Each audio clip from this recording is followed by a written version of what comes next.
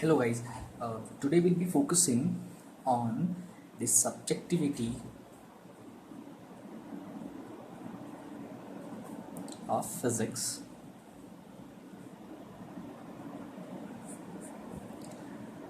as per as per the CET syllabus and examination.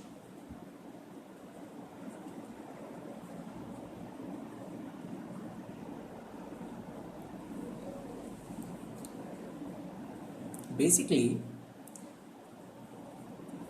as we all know, the syllabus of physics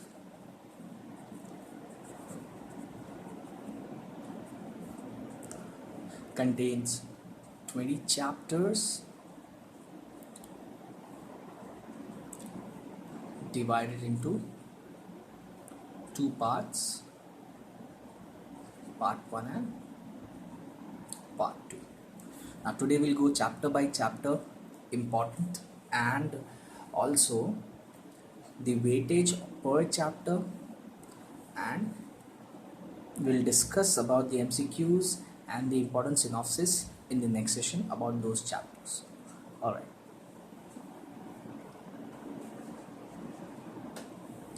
Now let us see how my physics has been divided. Let us talk about part 1 physics and number of chapters included in this part. Also part 2 physics and its weightage. Now CET examination being non-biased, each part will consist of 25 marks.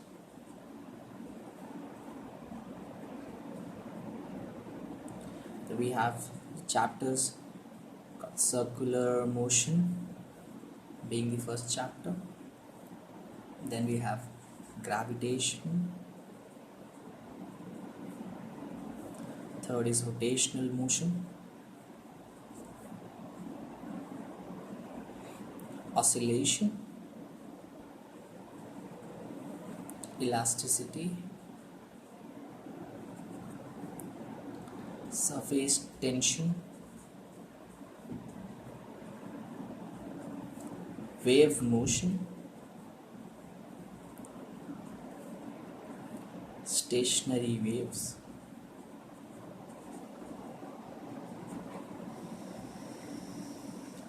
Kinetic theory of gases and radiation. Now these are the topics included in physics part 1. Let us see the weightage of important topics and which topics have the questions that repeat, and also maximum numbers of questions asked from the certain topics. Now basically we'll focus on the very important topic from part 1 is this chapter, oscillation. This is a huge and vast topic covering a lot of MCQs and a lot of typical types of MCQs. Now the weightage of this chapter goes to 4 marks. That means the maximum probability is up to 4 marks, minimum 3 marks. Now the next chapter on which we need to focus, I would say chapters rather, that is wave mechanics, that is together wave motion and stationary waves. Both this chapter combine to form 4 marks and minimum 3 marks. The chapter rotational motion is asked minimum for 2 to 3 marks. The same goes with circular motion, 2 to 3 marks. So there is a bit surprise when the chapter elasticity is being asked for 3 marks in some papers. So there is no random pattern, but yes, if we observe number of papers and we see the questions that are repeated, and on analysis we could come to conclusion that there are some chapters which have repetitive questions and there are some chapters with much more weightage than the other chapters. Now minimum 2 questions will be asked from every chapter, since the pattern goes like 9 2s are 18, so there are 7 questions still left in the paper. So that those 7 questions will be now distributed among the important topics. Okay, surface tension is asked for 2 marks. The chapter gravitation is asked for 2 to 3 marks depending upon the examination.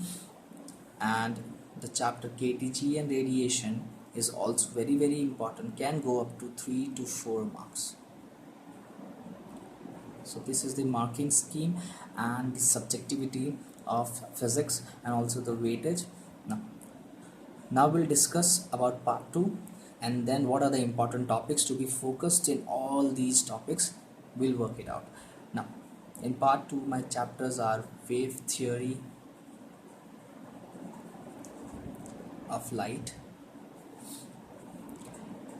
interference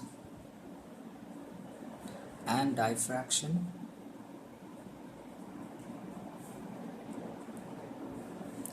we have current, electricity,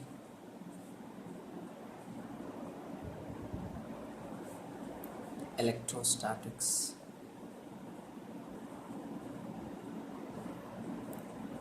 MWEC, that is magnetic effect of electric current, we have magnetism, then we have electromagnetic induction, atoms, or before that electrons and photons,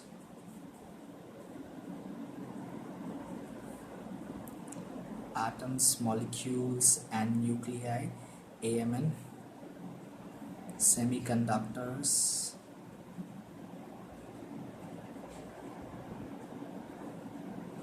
and lastly communication system.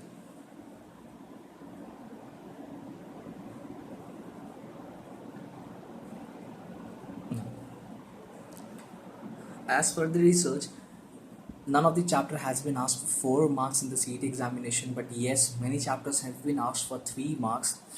I would say wave theory and interference and diffraction together will sum up to 5 marks in the paper. So very important topic these both are. They are together called as wave optics. Now the next topic which we need to focus is electromagnetic induction, which is asked for 3 marks at least. Another 2 chapters which are combinations of each other are electrons and photons and atom, molecules and nuclei. Together sum up to 5 marks in the paper at least. Semiconductors will be asked for 2 marks minimum, may go up to 3 marks. Communication system will have 2 marks. Electrostatics will last 2 to 3 marks. MWEC, that is magnetic effect of electric current, and magnetism will both give us 5 marks together. Current, electricity will get 2 to 3 marks. So these are all the important topics, maybe the entire syllabus and their weightage in the CET examination in the recent papers. Now we'll discuss on the important topics on which we need to focus in all the chapters. Let's talk about circular motion, that is physics part 1 first.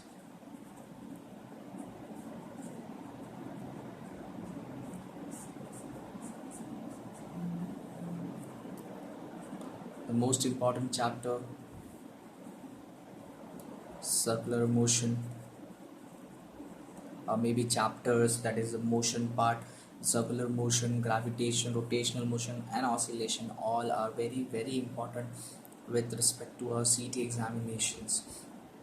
Okay, circular motion, the topics which we need to focus on first is uniform circular motion, acceleration in UCM, centripetal force and centrifugal force along with the examples, and characteristics of centripetal and centrifugal force. Very important topic now is banking of roads.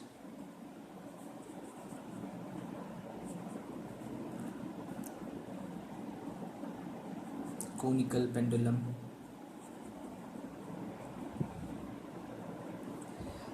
vertical circular motion. These are all the important topics. Another very important topic is non-UCM, it's non-uniform circular motion. So these are the important topics which we need to focus on circular motion, and we can score maximum marks if we cover all the MCQs related to these topics. Now, the next topic which we need to cover is gravitation.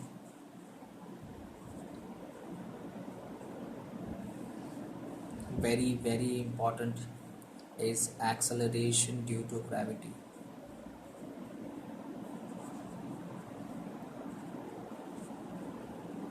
That is, we talk about small g. Then variation of g due to altitude, latitude and depth. Extremely important topic this is, because a number of MCQs have been asked on this topic entirely from years in the CET examination. So I would suggest please kindly focus on this topic very well. Alright, the next topic in gravitation which we need to focus is your projection of satellite. And projection of satellite does not only include the theory part, but your critical velocity,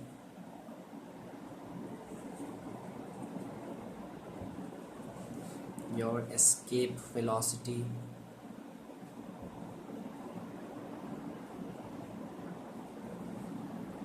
binding energy,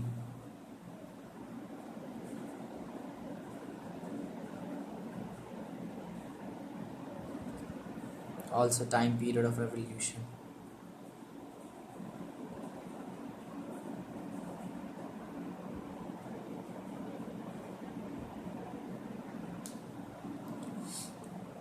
The third chapter is rotational motion.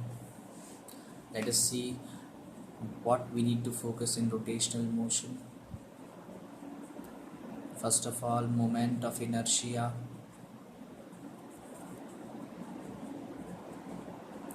its significance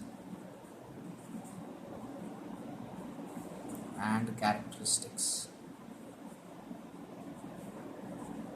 That comes into significance itself, but dependency of moment of inertia is very important, hence characteristics.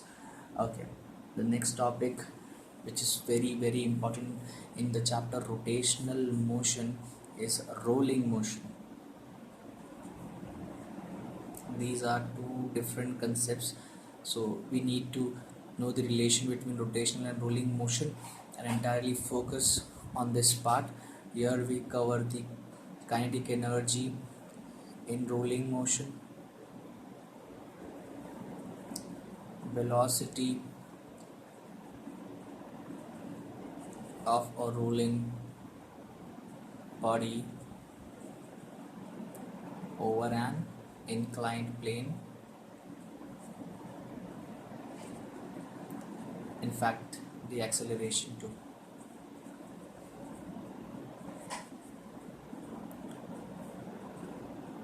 Now, velocity and acceleration are asked many a times for rolling motion for different geometrical figures rolling down the inclined plane, such as cylinder, your sphere, a disc, maybe a ring also. So this is a very important part which can be linked with application of perpendicular and parallel axis theorem and can be used to form questions which are a combination of 2 or 3 concepts. The next topic, as we all know, is perpendicular and parallel axis theorems. I would like parallel axis and perpendicular axis theorem.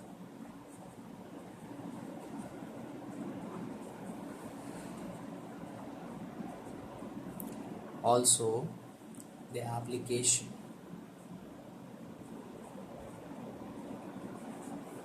parallel and perpendicular axis theorem. Inside the applications, the main geometrical figure on which we need to focus is rod, disc and sphere. Another famous and very important concept, and which has been used in CET examinations from years and years, is angular momentum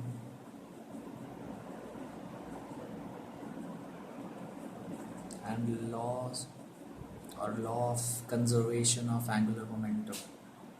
There has to be a question based on this.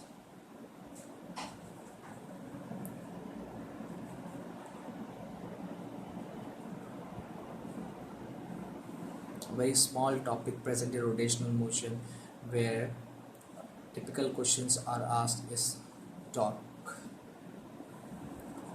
Now the most important chapter among the motions is your oscillation. Now we all know the weightage goes up to 4 marks. So what are the things we need to focus initially is your restoring force. All these topics seems very small, but a lot of MCQs have been asked on restoring force and force constant.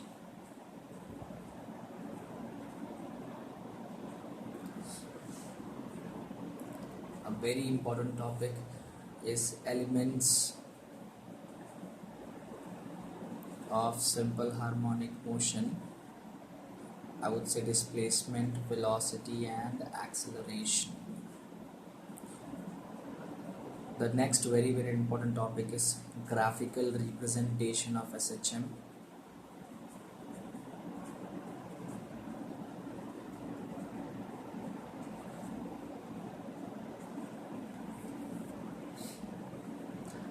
Simple pendulum is the famous topic from oscillation on which questions are based. Simple pendulum also will include the seconds pendulum.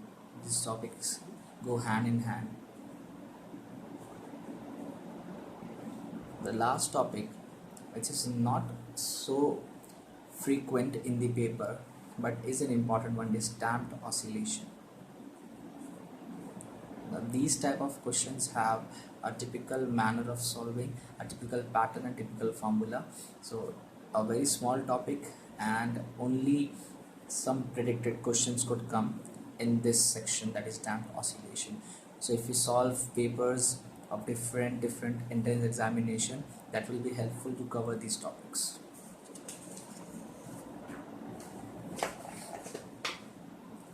The next important topic is elasticity. Now this topic is extremely easy when we talk about HSC, but becomes very difficult when it comes to CET, because the questions may include miscellaneous from the motions, elasticity as well as other chapters. Now the main thing which we need to focus in elasticity is nothing but stress and strain and types of stresses and strains, also Hooke's law, your Young's experiment,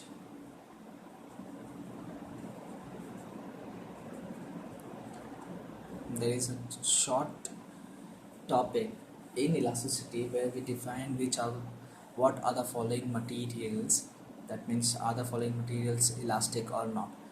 So characteristic of materials and classification of materials.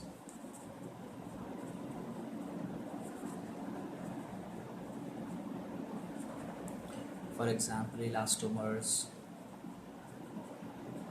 brittle substances, ductile substances, also malleable.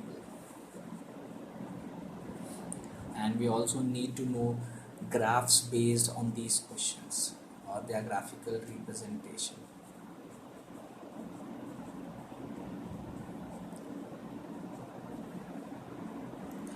Now, relation between thermal property and elastic properties, the relation of thermal concepts and elasticity, that is your thermal stress, thermal force and thermal strain. The very important topic and one of the famous topic is work done and strain energy per unit volume. Very important topic. There is a small topic called as sag or deflection. Very few questions have been asked on this topic, but it could be important with respect to our examination or the present examination, because it's not the most common topic which has been asked. So there is a tendency or probability that sag or deflection may be asked in this year's examination. Now, the next topic which we need to focus is surface tension. Yes, an important topic based on property of liquids. We have also discussed on property of liquids in the chapter friction in standard 11th. So this is another chapter talking about the property of liquids in standard 12, but a different property. Hence surface tension becomes very important and a different topic. So a question or maybe 2 or 3 questions can come in the CET examination based on this topic. The first thing which we need to focus is the molecular theory.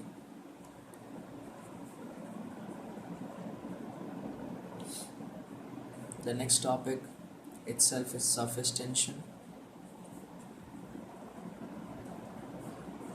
and surface energy. This being a small topic, we can sum it up in maybe 4 or 5 important topics. Angle of contact,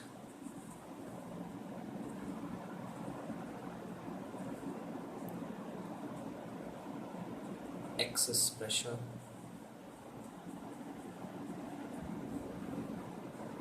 and last is temperature and impurity. That is the effect of temperature and impurity on surface tension. So these are the topics to be covered in the chapter surface tension and MCQs also.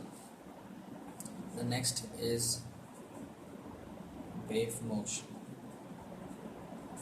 Here basically we deal in sound waves and their reflection and superposition, also formation of beads. So the most important topic here is superposition, then wave velocity and particle velocity,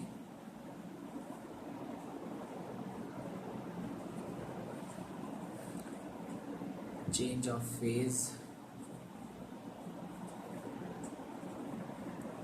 formation of beats. In this topic there are small topics called as pitch and your tone to be discussed. Now, the most important topic in this chapter is Doppler effect. Doppler effect basically we have discussed in standard 12th and in your HSC examination. The very simple topic, easy to understand, but the questions are a bit confusing and I could say a bit lengthy when it comes to Doppler effect.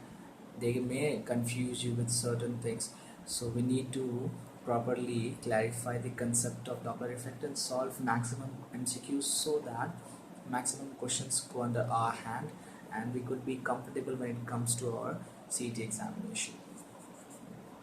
Now, the next topic is stationary waves.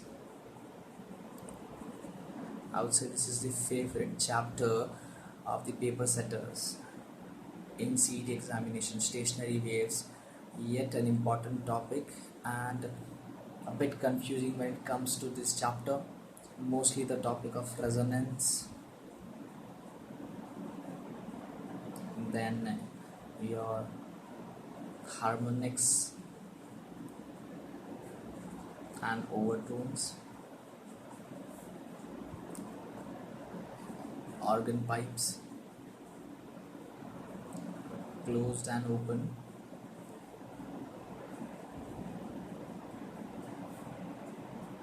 end correction,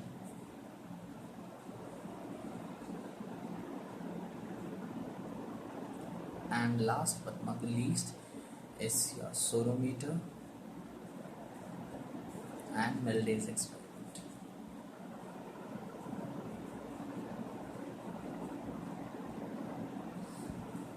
So the favorite chapter of the examiner is stationary waves, and the topics are resonance, harmonics and overtones, organ pipes, closed and open, end correction, sonometer and Melday's experiment. Okay. And the last topic is kinetic theory of gases and radiation. Now this topic seems very simple, but yet an important topic. It is totally different from the entire physics what we have studied.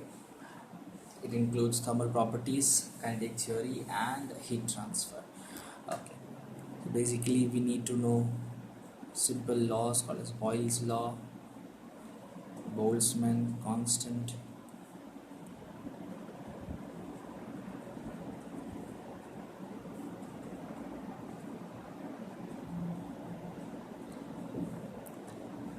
RMS velocity,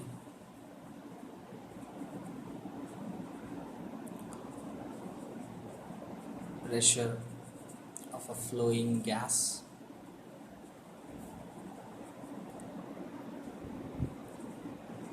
viscosity in gases. I would say gas mechanics. This is all seen in your synopsis of CET. Then a very important topic is your equipartition of energy, or law of equipartition. So I would say law of equipartition, degree of freedom. There's a small part on thermodynamics, is laws of thermodynamics, which we need to focus in kinetic theory of gases. Now when it comes to the chapter radiation, I would rather prefer to deal with laws of different physicists. First of all, Kirchhoff's law,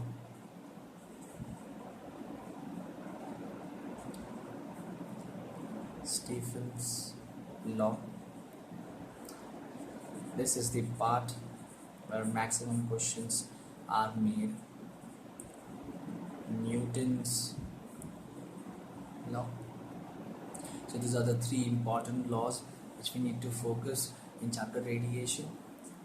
One important topic is Wein's displacement law. Another topic is emissive power and emissivity. Hence, so we have covered the entire syllabus of part 1 physics and their important topics. If we focus on these topics, we can easily score maximum marks in CET examination in the physics part 1. Now we'll continue and we'll deal with physics part 2 and the important topics in the particular chapters.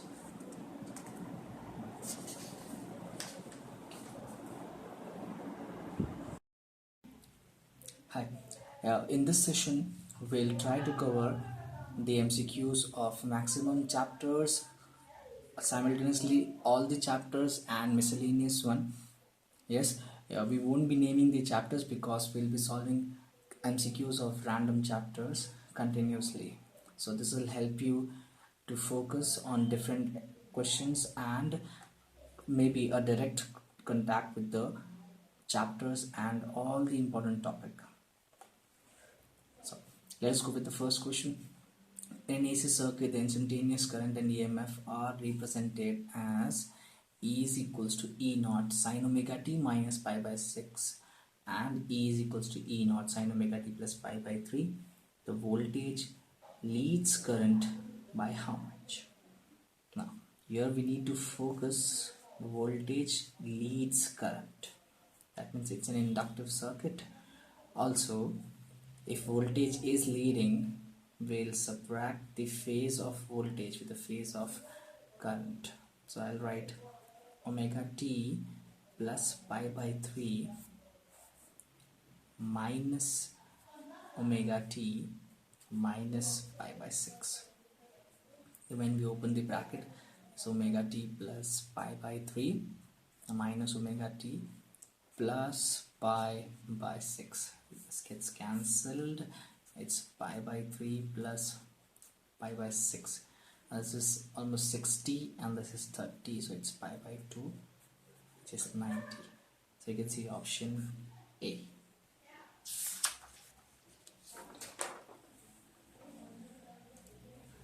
The next question. A particle performs uniform circular motion. Now when we read the question, we could see the question is from uniform circular motion, that is circular motion. But later on when we read the chapter of radius r with a constant angular momentum. So now this is a combination of two chapters, rotational motion and circular motion. If the kinetic energy of the body is doubled without changing the radius of circular without changing the radius of circular motion, the angular momentum becomes. So they are demanding the change in angular momentum when there is a change in kinetic energy. So we need a relation between angular momentum and kinetic energy. Now we know that E is equals to, that is rotational kinetic energy is half I omega square. Now if I multiply and divide by I in the numerator and the denominator, I get half I square omega square upon I. But we all know what is I omega, which is angular momentum. So I could say this becomes L square upon 2I. So my kinetic energy from here, keeping the moment of inertia constant, is proportional to L square. Now from the following condition I have, if the kinetic energy of the body doubled, so I could say the final kinetic energy E2 is equals to 2 into E1. Therefore I would say E2 upon E1 is equals to L2 square upon L1 square. Therefore L2 upon L1 is equals to under root of E2 by E1. So that is 2E1 upon E1, it is root 2. So therefore L2 is equals to root 2 into L1, which is L. So root 2 into L is the correct answer, option B. There is a direct shortcut. We can remember this formula, as CET examination is a very short time period examination, so we can straight away remember this formula, and we can do this some orally as well.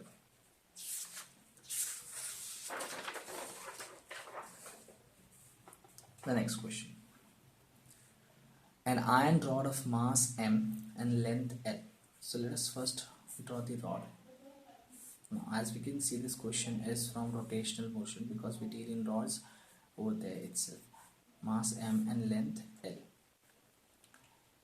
is cut into equal parts by cutting it perpendicular to its length. So equal parts, that means it is very small parts, maybe n equal parts, each may be of length L. Alright, length L by n I would prefer. Now, if I is the moment of inertia of the rod about an axis passing through its center and perpendicular to its plane, then the angular velocity of this system is. Alright, now we all know the mass of parts will be small m, that is m by n, or I would say your m is equals to n times all these mass. Also, the length of the particles or length of the parts is small l, is capital L upon n. Now, therefore, we all know angular momentum, that is L is equals to I omega. So in the first case it's I omega, and I is m r square or ml square upon 12 into omega. So if I need to substitute small m and small l in place of this becomes capital M upon n into capital L upon n square into omega upon 12. So this becomes angular momentum into 12, or maybe angular momentum is equals to ml square upon 12 into omega upon n raised to 3. So this becomes I omega the whole to 1 upon n raised to 3, which is your final angular momentum, and this is what required 1 upon n cube times.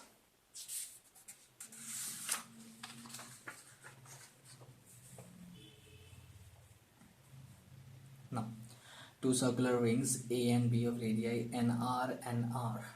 Okay, I would say R1 is NR and R2 is R, are made from same wire. The moment of inertia of A about an axis passing through its center perpendicular to its plane of A is. Alright, so I have two rings. One must be having radius R, other is having n into R. So the mass of this will also be n into m, and this will be only m. Okay.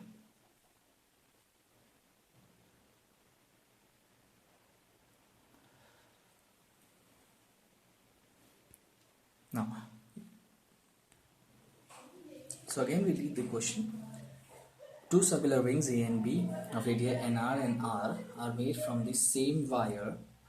The moment of inertia of A about an axis passing through the center perpendicular to the plane of A is 27 times that of B. What is the value of N? So I would say IA is 27 times IB. Let us find IA initially. So IA is of this ring. So this will be mr square, where m is n into m and r is n into r. So this becomes n square nm n square r square. So this is n cube mr square, while ib is equals to mr square. So therefore ia is 27 into ib. So therefore IA upon IB is equals to 27.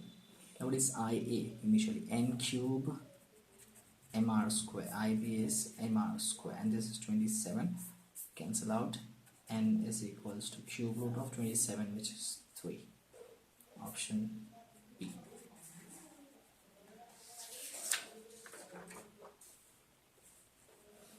Next question. A metal wire can be broken by applying a load of 45 kg weight. Now we can come to a conclusion that this is the question from elasticity. So we have a metal wire which can be broken by this weight of 45 kg. Then the force required to break the wire of twice the diameter, that means d2 is equals to 2d1 and half the length, L2 is equals to half L1 of the same material. Now please make a note of this. This is a very important question while solving the questions of elasticity in CET. Okay, basically your force is YAE upon L, alright, from this Young's formula, because Y is equals to FL upon AE. We know this formula, Y is equals to FL upon AE. So F is equals to YAE upon L, where E is elongation, A is area, L is length, and Y is your Young's modulus. From here we can come to a conclusion that F is directly proportional to R square upon L, where A is equals to pi R square. Now please make a note, F is more dependent on radius rather than the length. Hence we will only consider F proportional to R square and not length. Therefore now F1 upon F2 is equals to R1 square upon R2 square. F1 is 45, F2 we need to calculate. This D2 is equals to 2D1 also sums up to R2 is equals to 2 R1. So this becomes R1 square upon 4 R1 square. So therefore F2 is equals to 4 into 45. This is 180 kg weight. Option D.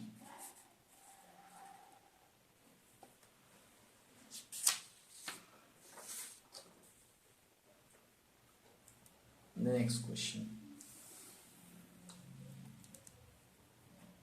Yeah, 4 steel wires of the following dimensions are stretched with the same force. Which one of them will have the smallest extension? So we want least extension. So there are two methods to solve this question. One method is to solve each and every one individually, taking the equation of force, so F proportional to R square by L, and taking the ratio of R square by L and calculating the force or elongation also. We can say F is equals to YAE upon L, therefore E is equals to L upon, or maybe proportional to L upon A, therefore E is proportional to L upon R square. So instead of calculating each and every trial and error condition, I want smallest extension. So if I want smallest extension, that means it should not extend. That means the wire should be thick and should have maximum radius. So in only one combination I have the maximum radius, that is 3 mm. So straight away my option is D. But in some cases we'll think that the length is also varying, so maybe it depend on the length, but usually elongation only depends on radius as discussed previously. So option is Delhi.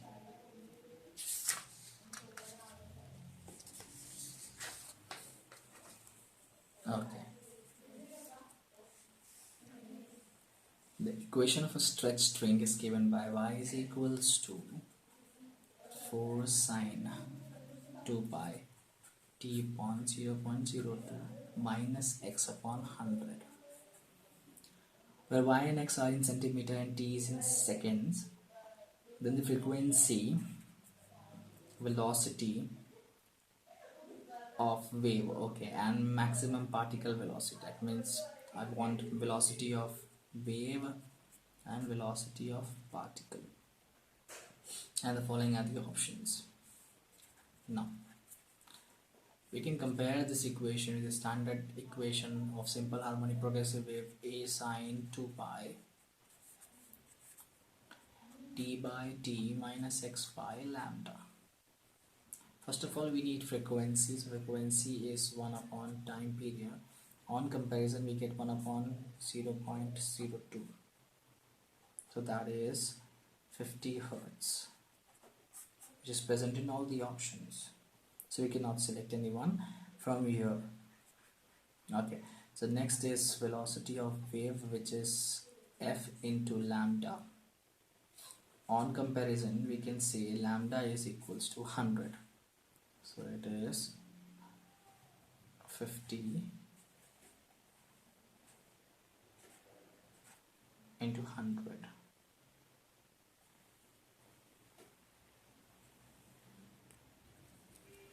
So this gives me 50 into 10 raised to 2 centimeter per second, which is 50 meter per second.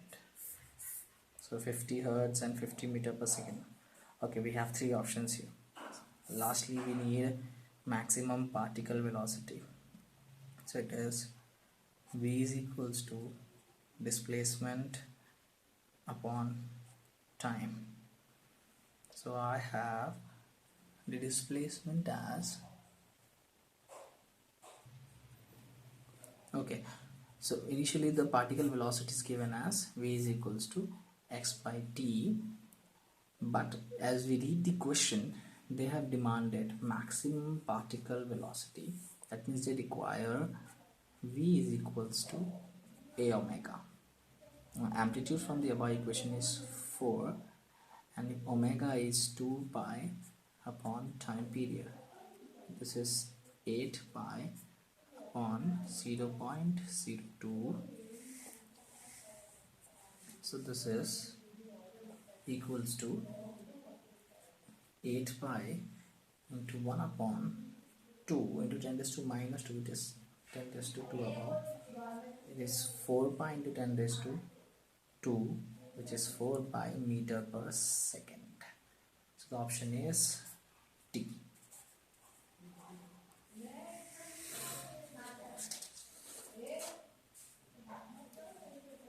Now, a body is executing linear SHM at displacement x. Its potential energy is E1. At a displacement y, its potential energy is E2. So I would say E1 for x and E2 for y.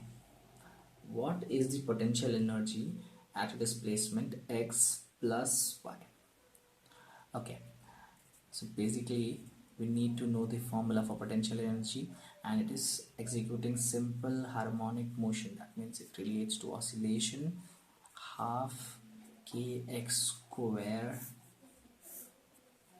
So for E1 it is straightforward half kx square, but for E2 it's half ky square. Now for calculation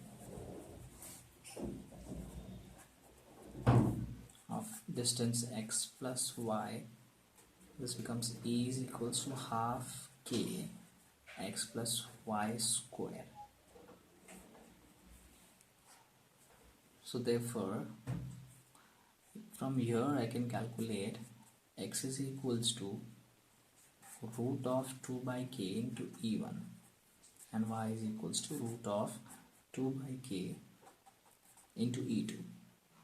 Now if I take square root on both sides, this becomes root of E and root of k by 2 into x plus y.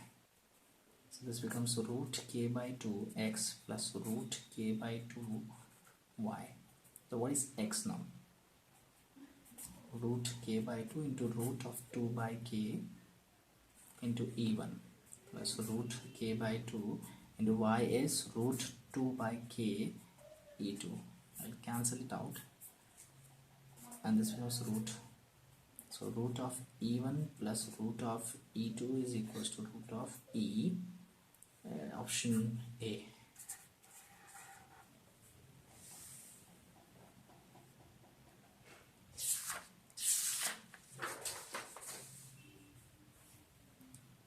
Next question is, the restoring force and the potential energy of a particle executing SHM are F and U. So I have F as restoring force and U as, or maybe V as potential energy. Okay. When its displacement is X, the relation between F, V and X has been demanded. Now, we all know U is equals to half kx square, and also F is equals to minus kx. This is my equation 1, this is my equation 2. From here we can say, from equation 1, k is equals to 2u by x square, and from equation 2 we can say k is equals to minus f upon x. So we can equate these two equations. 2u by x square is equals to minus f upon x. X and square will cancel. If I take 2v or 2u upon f is equals to minus x. Therefore 2u or 2v upon x plus upon f plus x is equals to 0 is my final answer. So that is option B.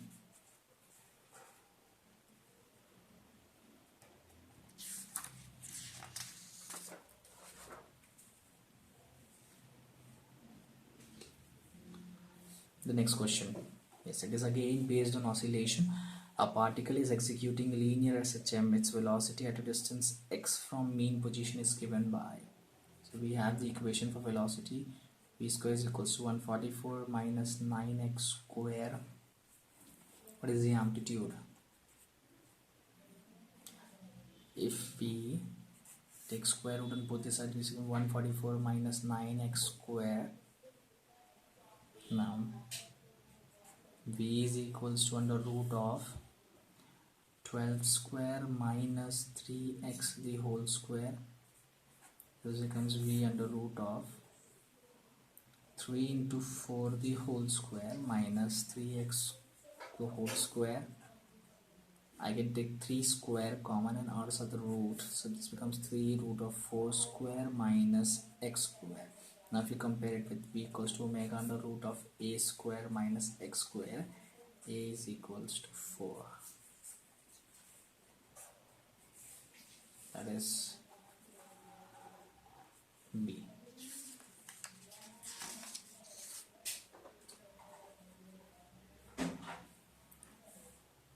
The next question, a wire having Young's modulus y is equals to 2 into 10 raised to 11 Newton per meter square is stretched by a force if the energy stored per unit volume of the wire is 40 joule per meter cube. I would say E upon V is 40 joule per meter cube. Then the stress produced in the wire, we require the stress equals to question mark. Now, work done per unit volume or strain energy per unit volume, the formula is half stress square upon y. Therefore 40 is equals to half stress square upon 2 into 10 raised to 11. So this becomes 40 into 4 into 10 raised to 11 is equals to stress square. So this will become 160 into 10 raised to 11, that is stress square, that means 1600 into 10 raised to 10. Alright,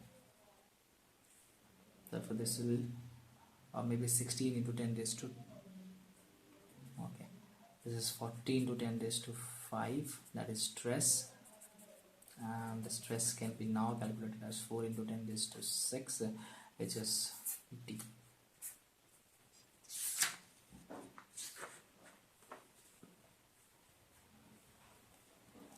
Next, a thick rubber rope of length L, density rho, and Young's modulus Y is hung from a ceiling.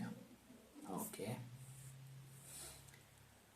What is the increase in its length? Increase in length due to its own weight. Alright, let me see. Now this is force F. Now, when we talk about application of force on the rope, the tension near the weight is negligible as compared to tension here at the ceiling or maybe at the fixed support. So we cannot say there is uniform tension. So we'll take an average of the tension, that is the mean tension at the CG.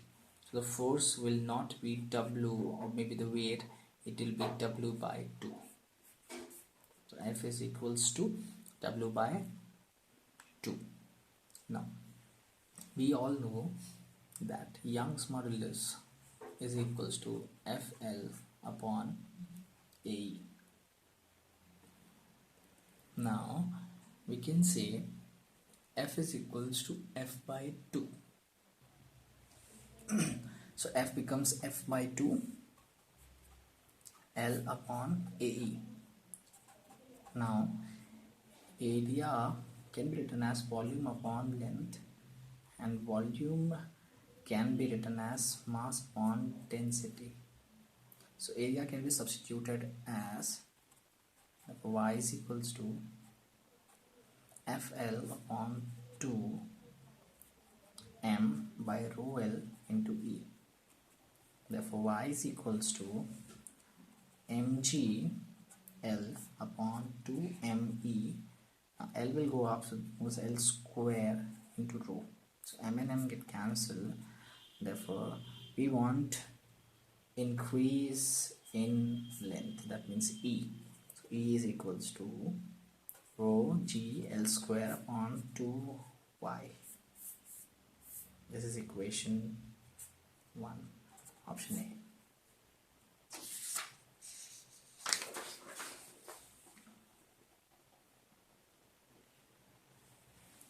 The speed of light in a medium is 2 into 10 raised to 4 meter per second. I would say V1, 2 into 10 raised to 4 meter per second. That in medium B, that is V2, is 2.4 into 10 raised to 4 meter per second. The critical angle of incidence for light traveling from medium A to B. So this is the rarer medium, denser medium, and this is my rarer medium. Alright, we need a critical angle.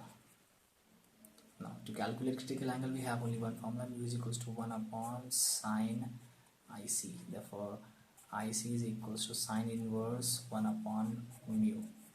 So my main task is to find mu. Mu can be given as V1 upon V2. That is equals to, we have 2 into 10 raised to 4 upon 2.4 into 10 raised to 4. So this becomes 20 upon 24 into nothing.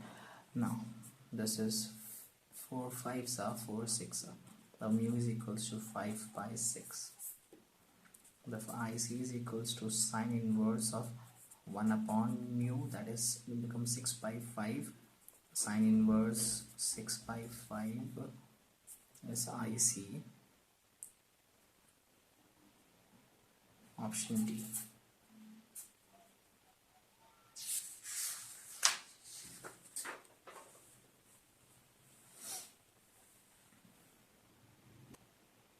The next question.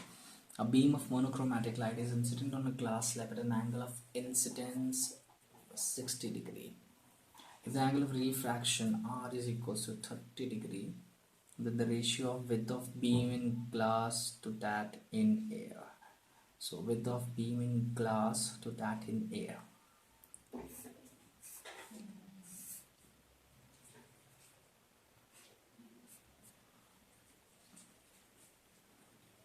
So this is my refracted wavefront, and I would say this is AB and this is my CD. I want the ratio of AB to CD, or maybe CD to AB. Width of beam in glass to that in air. CD upon AB. This is glass and this is air. So I have angle of incidence I equals to 60 degree and angle of refraction which is R, that is 30 degree. So therefore CD upon AB, there is a shortcut to find this, is cos I. So AB upon CD is cos I upon cos R, so therefore this becomes cos R upon cos I. AB by CD is equals to cos I upon cos R. What is cos R? Cos 30 upon cos 60.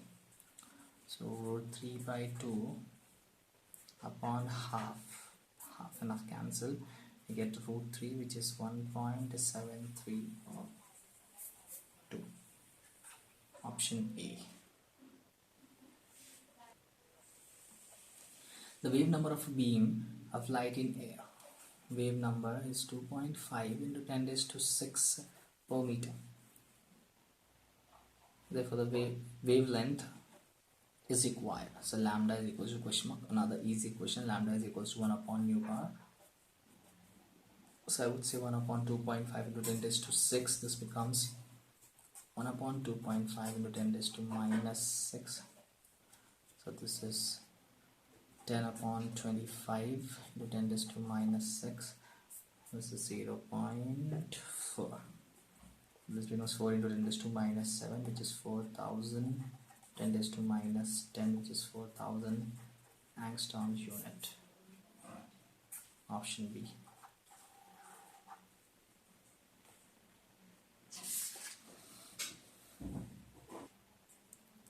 Next question. A particle of mass m is moving in a circular path of constant radius r such that its centripetal acceleration a is varying with time t. So AC is given as k square rt square, where k is a constant, the speed of particle is. Okay, so V has been demanded. So AC, we have a formula V square upon R. Therefore k square rt square is equals to V square by R. Therefore V square is equals to k square r square t square. Therefore V is equals to kRT. Option B.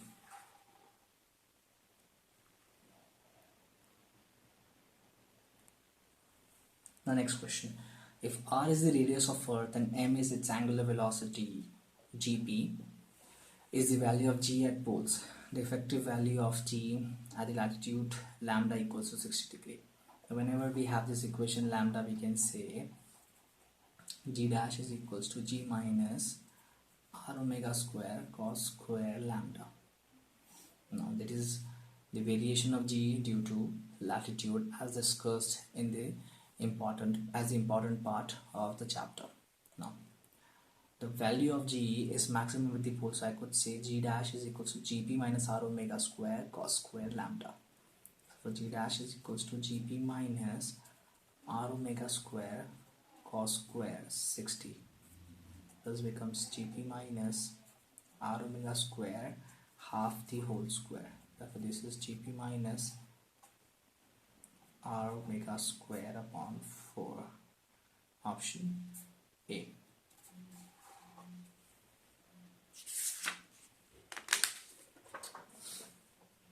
The next question. The percentage change in the value of g when we go 8 kilometers below the Earth's surface. Now the depth has been given as 8 kilometers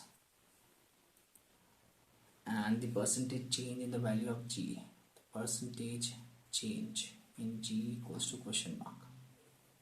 Okay, I would say delta g. Therefore gd is equals to gs into 1 minus d upon r. Therefore gd is equals to gs minus gs into d by r. Therefore gd minus gs is equals to minus gs upon d by r. Okay, so the equation becomes gd minus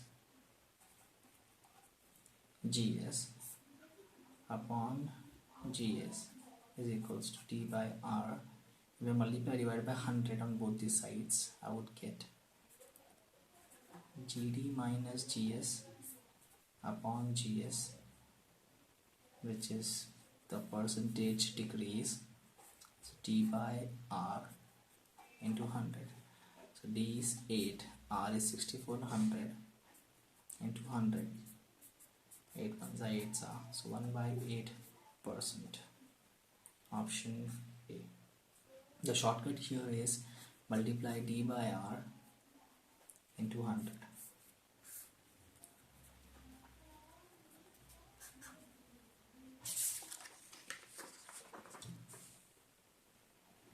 If the mass of the planet is 10% less than that of Earth, so mass of the planet is 90% of mass of Earth, and radius is 20% greater, that means radius of the planet is 120% of that of Earth. The acceleration due to gravity on the planet B, so g is equals to question mark there. Now, for Earth, g is equals to gm upon r square. This is for Earth. For the planet, it will be g of mp upon rp whole square. So therefore, I could say gp is equals to g into what is mp, mass of planet, 90 by 100 into me, and for this is 120 by 100 whole square into re square. So this becomes gp is equals to g into 0.9 me upon 1.44 re square. Dividing equation, or maybe instead of dividing I could say 0.9 upon 1.44, because it's gme upon re square. So this is 0.9 upon 1.44 into g. Alright, so now 0.9 upon 1.44 is the main task, which is 9 upon maybe 90 upon 144. So I have the division of 90 by 4 as 0.6, and from the following equation I could say 5 upon 8 is almost equals to 0.6. Therefore option is A.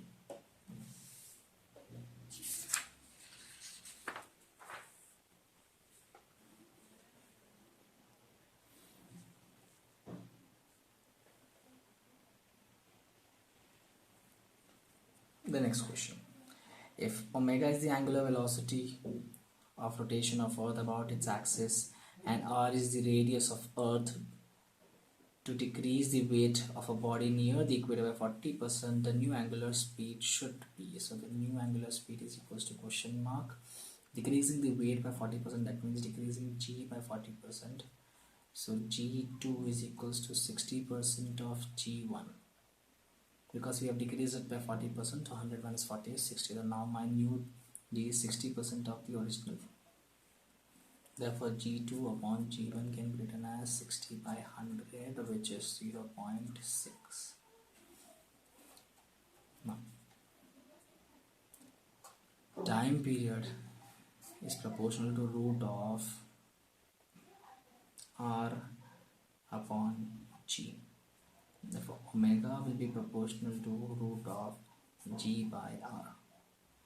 Therefore, omega 1 upon omega 2 is equals to the root of g1 by g2 into r2 by r1, where r and r is common, so I would say this becomes 0.6 into r2 upon r1. So I have 0.6 here, so 0.6 is nothing but 3 upon 5 So gives me 0.6.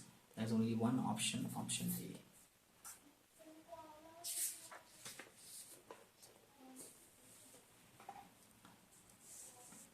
In a circuit, LCR are connected in series, alternating voltage of frequency F. The current leads voltage by 45 degree. Okay, so I have a phase difference of 45. Value of C has been demanded, capacitance. Yes, the current is leading, hence it's a capacitive circuit. So we all know phi is equals to tan inverse of XL minus XC upon R. Here the EMF is lagging, that means the current is leading, and it's a capacitive circuit, so I would say XC minus XL upon R. Now that means XC minus XL upon R is equals to tan 45, since phi is 45. So this becomes 1, therefore 1 upon omega C minus omega L is equals to R. So therefore 1 upon 2 pi FC is equals to R plus 2 pi FL. So therefore C is equals to 1 upon 2 pi F into bracket R plus 2 pi FL. R plus 2 pi FL into 2 pi F, option B.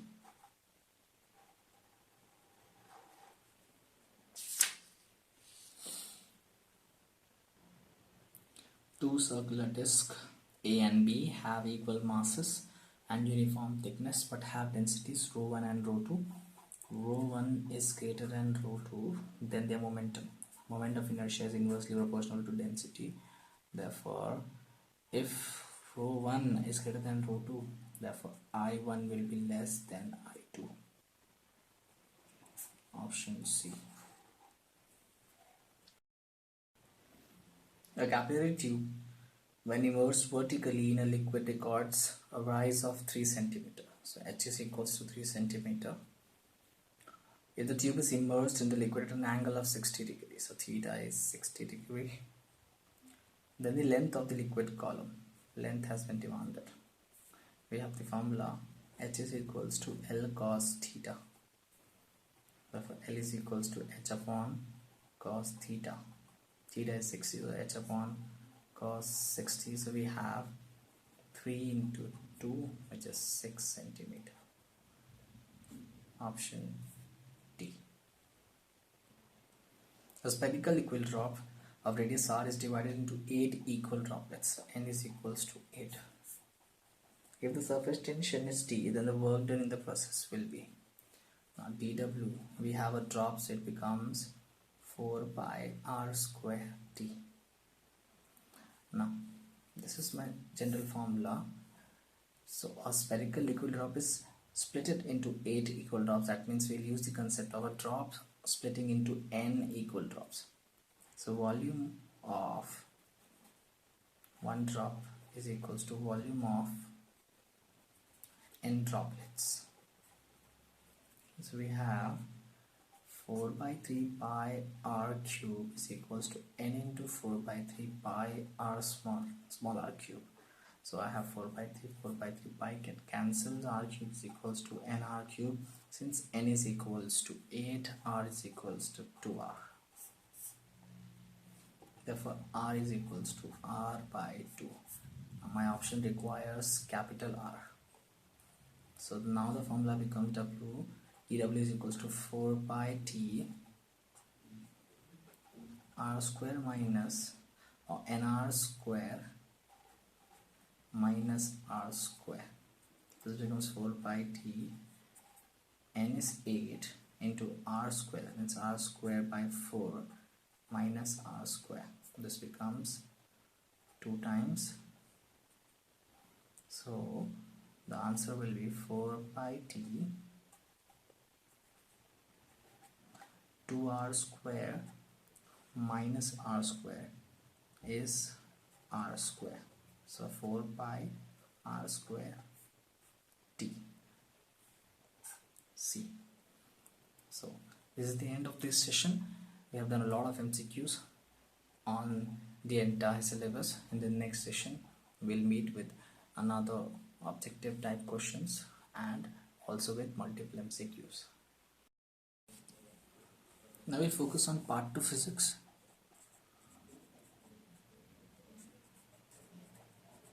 Chapters and their important concepts. The first chapter which we are dealing in is wave theory of light. The important topic here is Newton's corpuscular theory, Huygens principle,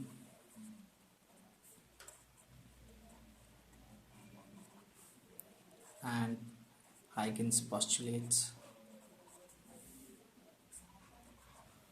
The next very important topic is reflection and refraction of wave fronts. Brewster's law. This topic plays an important role in the topic and also in CET examinations. So Brewster's law, many questions are based on this. Also 11th standard refraction of light and their concepts of critical angle, total internal reflection, and optical fiber. It's very important. Okay, so next topic which we need to focus in wave theory of light is polarization, and lastly Doppler effect.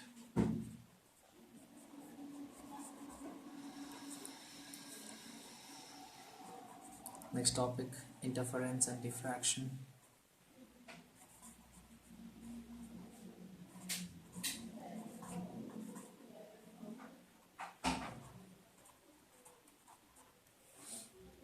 First of all, interference.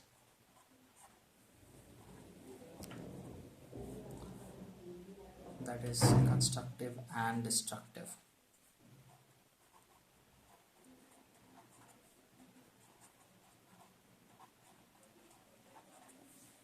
Also bright and dark points, that is bands.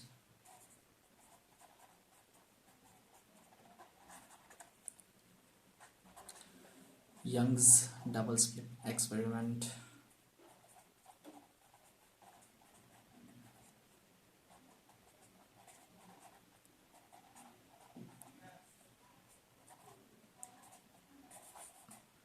And the entire diffraction. Very important. Next topic is electrostatics.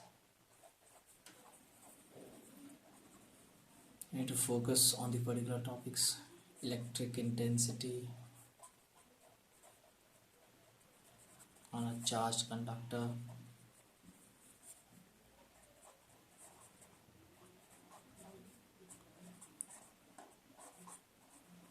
Gauss theorem,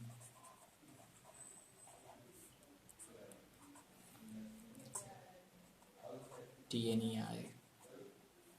Very important. Electric intensity is also included in standard 11th, and there's a combination of these questions from 11th and 12th together.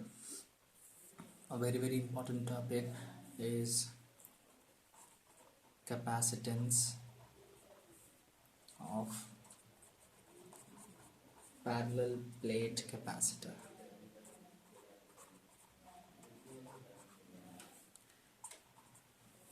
Also capacitors in series and parallel. Lastly is energy stored in a capacitor and Venn diagrams generated.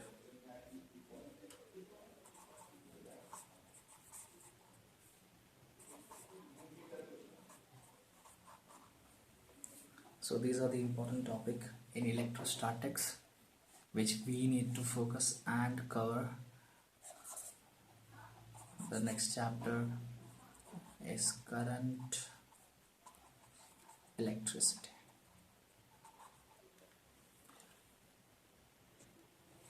In this topic we need to cover Kirchhoff's law, potentiometer,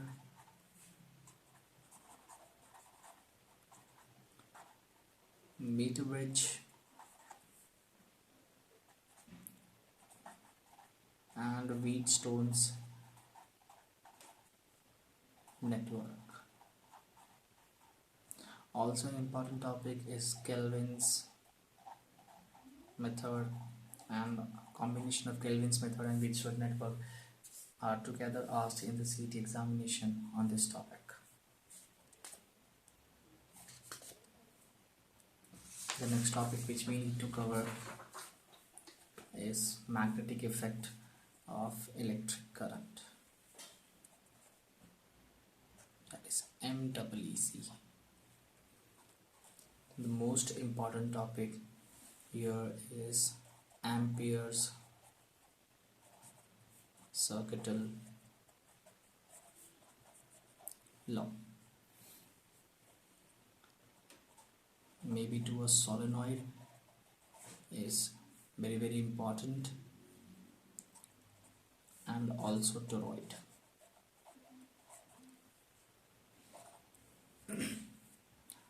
The most important topic in this chapter is your restoring and deflecting torque.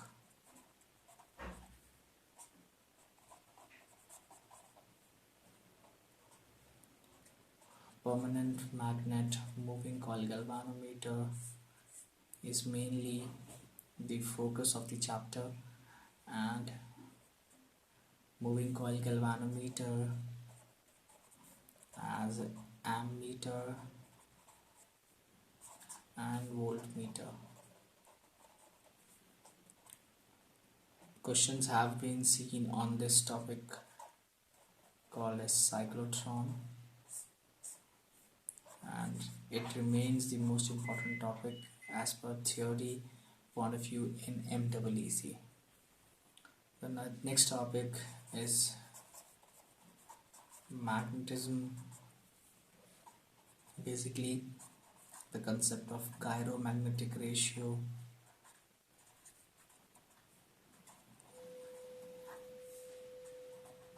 and your magnetization, intensity, and susceptibility. Very important. Then materials and their classification.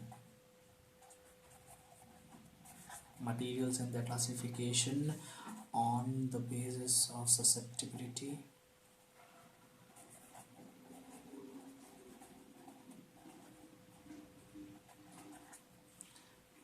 That is para, dia, and ferro. The next topic is electromagnetic induction. First of all, we'll focus on Faraday's law and Lenz's law,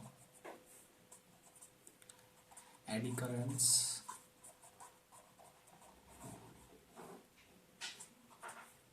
self-induction,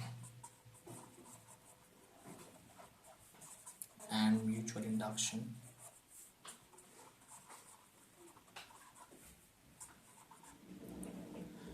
Also, the most important topic here is your reactances and impedance.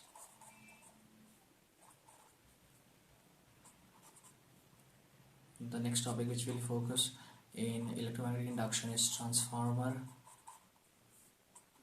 and lastly resonance circuits.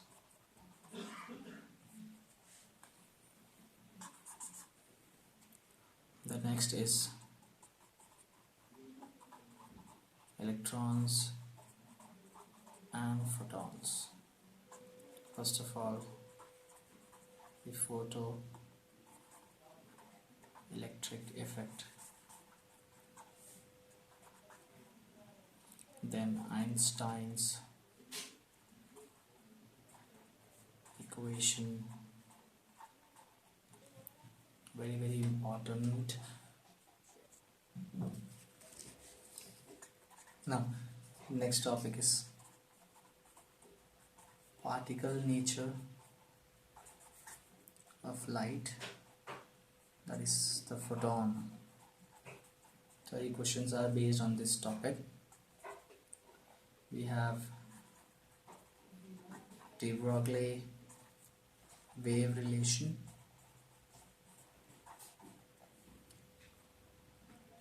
and photoelectric effect and wave theory of light.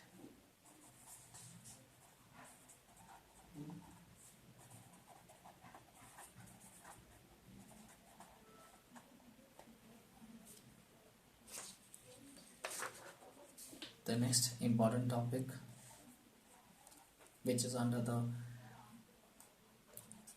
subject physics part 2, is atoms, molecules and nuclei.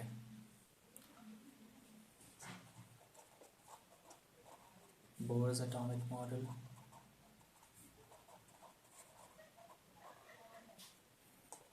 hydrogen spectrum, very important this topic.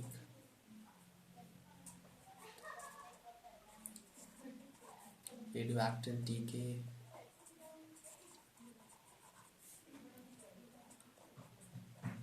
half-life and de Broglie wavelength, also energy and radius of an electron in an orbit. With the sums of atoms, molecules and nuclei. Now the next topic in part 2 physics is semiconductors, that is electronic devices. The first thing which we need to focus is p-n junction diodes, then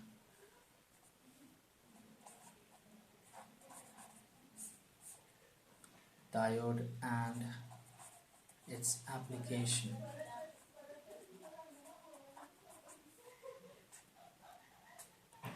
The next topic is transistor and its application.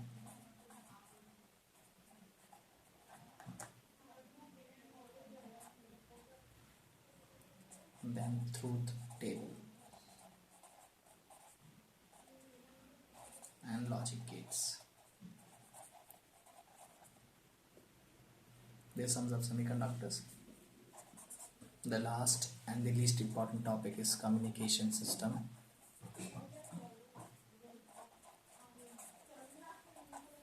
We'll straight away focus on modulation,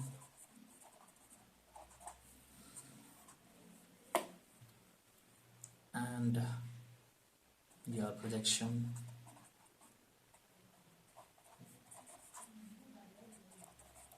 of satellite and propagation.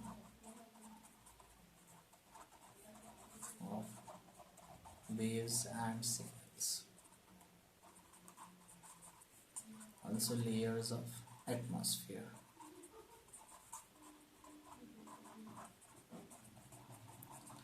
So this is a small theory on what are the topics which we need to focus in the entire physics so as to cover the entire syllabus and answer all the MCQs in the examination and get maximum marks out of it.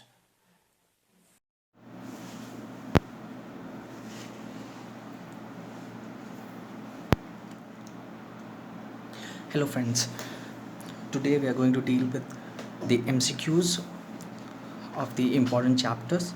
The first chapter is circular motion. Let us start with the first MCQ. We have angular speed of hour hand of a clock in degree per second. Okay, first of all, solution. Time period for an hour hand of a clock is 12 into 60 into 60, 12 hours in seconds. Now if you want angular velocity, that means omega is equals to 2 pi by t. This goes 2 pi upon 12 into 60 into 60. So this becomes pi upon 6 into 60 into 60, which is in radians per second. Now the demand of the question is degree per second. Multiply by 180 upon pi. Pi and pi will get cancelled. 61 times, thrice, 1 times, 20 times. 6 into 20 is 120. So the answer is 1 upon 120 degree per second. The option is C. Great. So the next question now.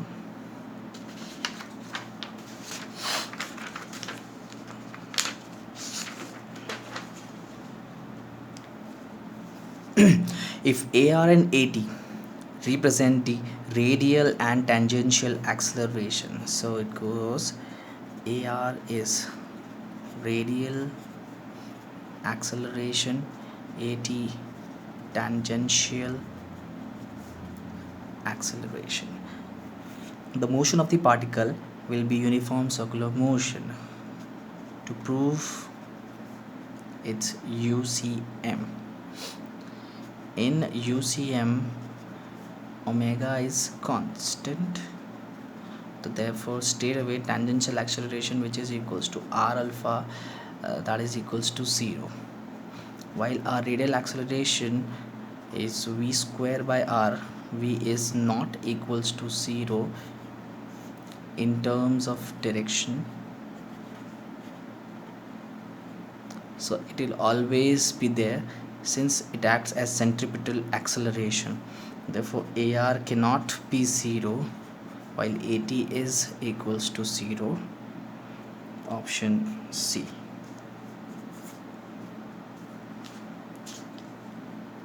The next question now.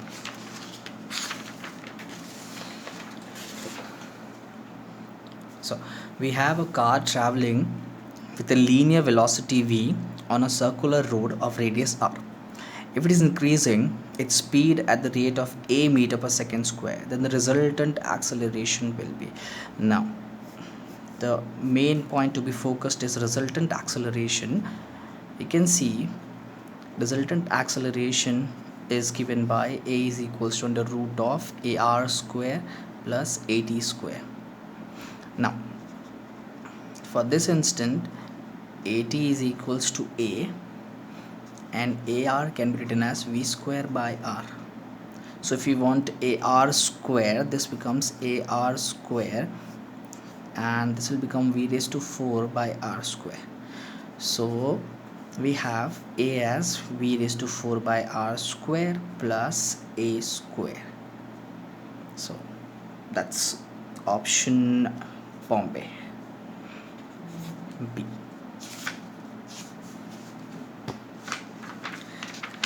Next question.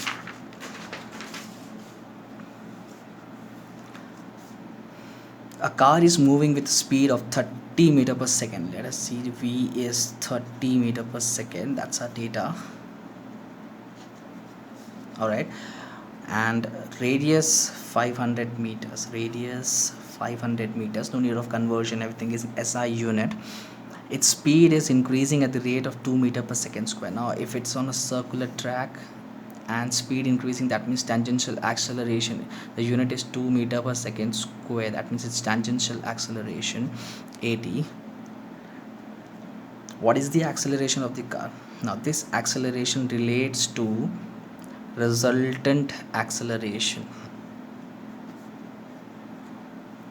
and the formula for resultant acceleration is a is equals to under root of at square plus ar square, or ar square plus at square. Now, at for this instant is 2 square, while ar can be written as v square by r the whole square. Now, we can calculate v square by r the whole square separately. Let's see, ar is equals to v square by r, and ar square is the whole square. So v square means 900 the whole square upon 500 the square. So this becomes 9 by 5 the whole square, which is 81 by 25. So we can straight away substitute ar square as 81 by 25. On simplification, we'll get it as 2.7 meter per second square, which is option Bombay.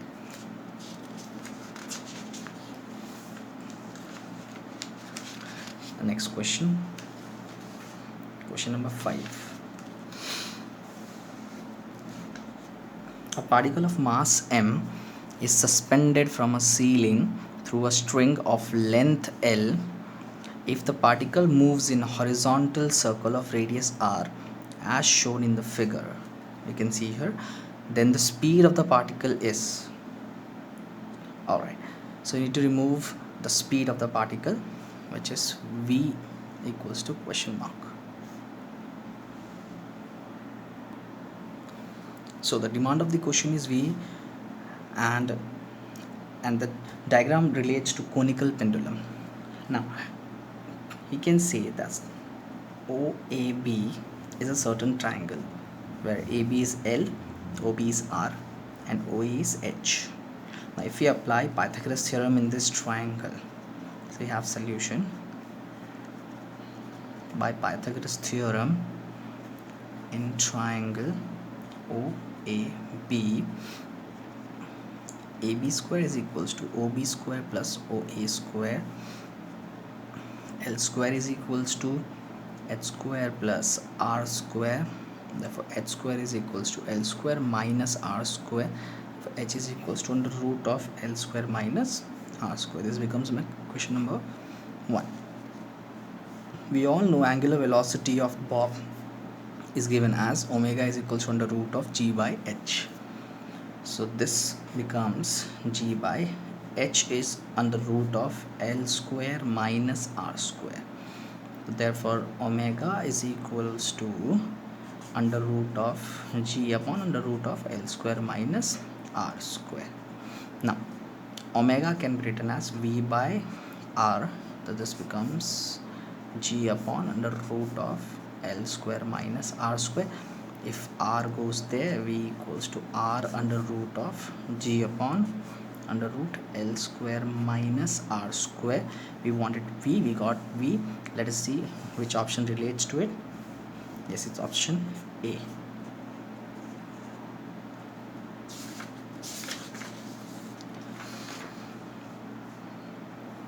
Now, question number 6 is reading as: a particle moves along a circle of radius r with a constant tangential acceleration.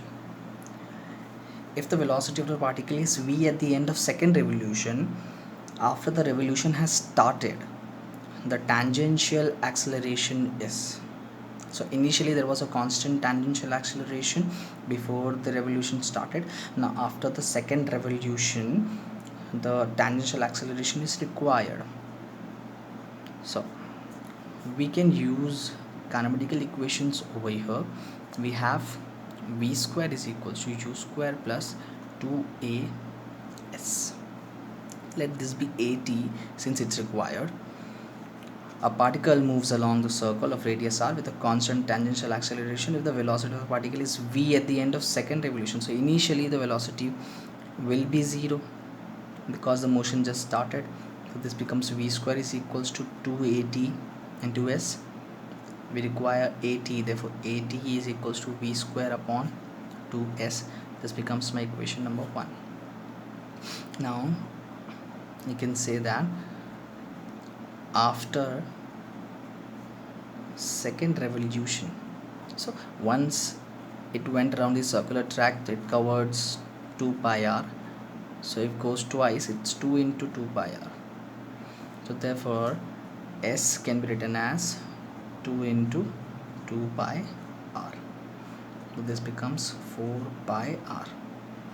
Therefore at is equals to v square upon 2s, where s is 4 pi r. So it becomes 2 into 4 pi r is v square by 8 pi r. This is option A.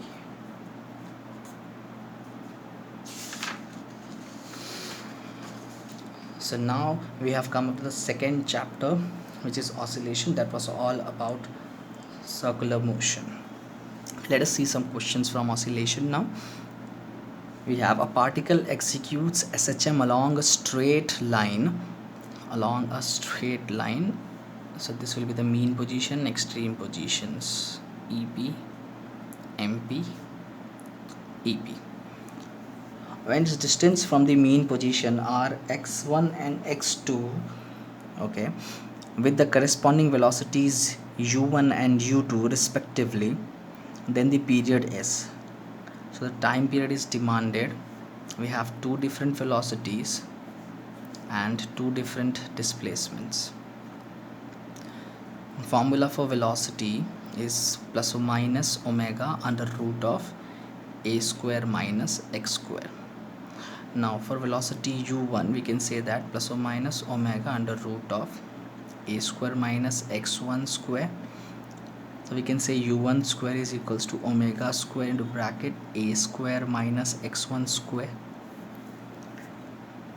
Similarly, if we write u2, the u2 is plus or minus omega under root of a2 square minus a square minus x2 square.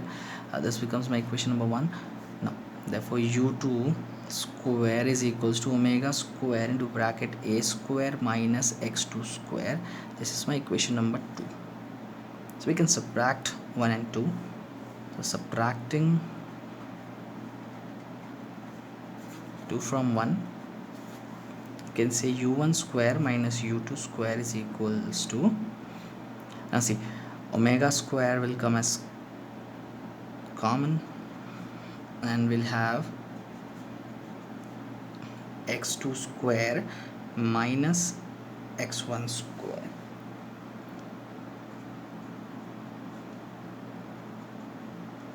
Alright, so omega square becomes u1 square minus u2 square upon x2 square minus x1 square. Therefore omega is under root of u1 square minus u2 square upon x2 square minus x1 square. And we know that time period is 2 pi by omega. If it is 2 pi by omega, 2 pi by t, omega is 2 pi by t. For t is the reciprocal of this multiplied by 2 pi. 2 pi under root of x square minus x2 square minus x1 square upon u1 square minus u2 square, and this is option Delhi, which is D.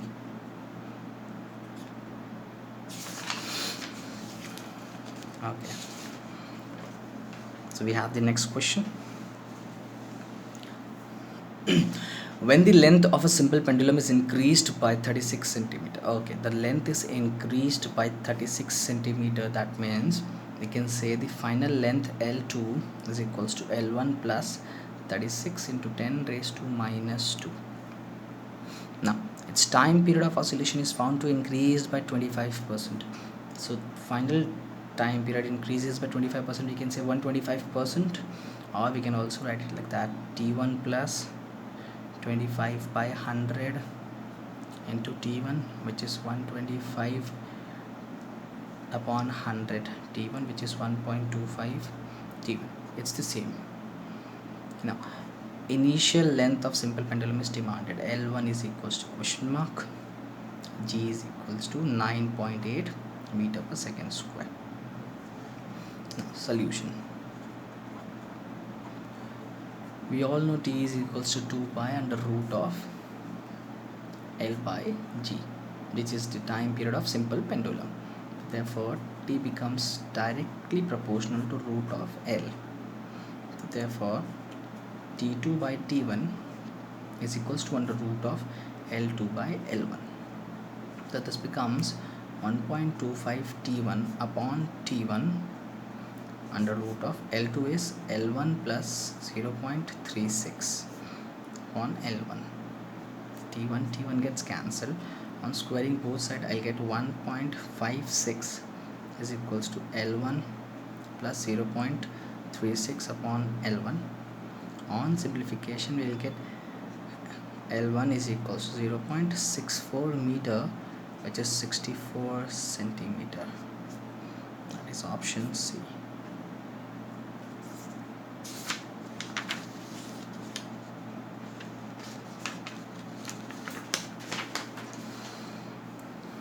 Alright, again a similar question but a different one. We have the length of simple pendulum increases by 44%. So L2 seems to increase by 44%. That means it's L1 plus 44% of L1, which is 144% of L1. Therefore L2 is equals to 1.44 L1. Now as per the last question, we did T is equals to 2 pi under root of L by G. Therefore T is directly proportional to root of L. Now, therefore T2 upon T1 is equals to under root of L2 by L1. That is equals to under root of 1.44 L1 divided by L1. L1 cancels. This becomes 1.2 root of 1.44. Therefore T2 is T2 upon T1 is 1.2. Therefore T2 can be written as 1.2 into T1, that is 120 by 100 into T1. So the percentage increase will be 120 minus 100 upon 100, which is 20%. So option B.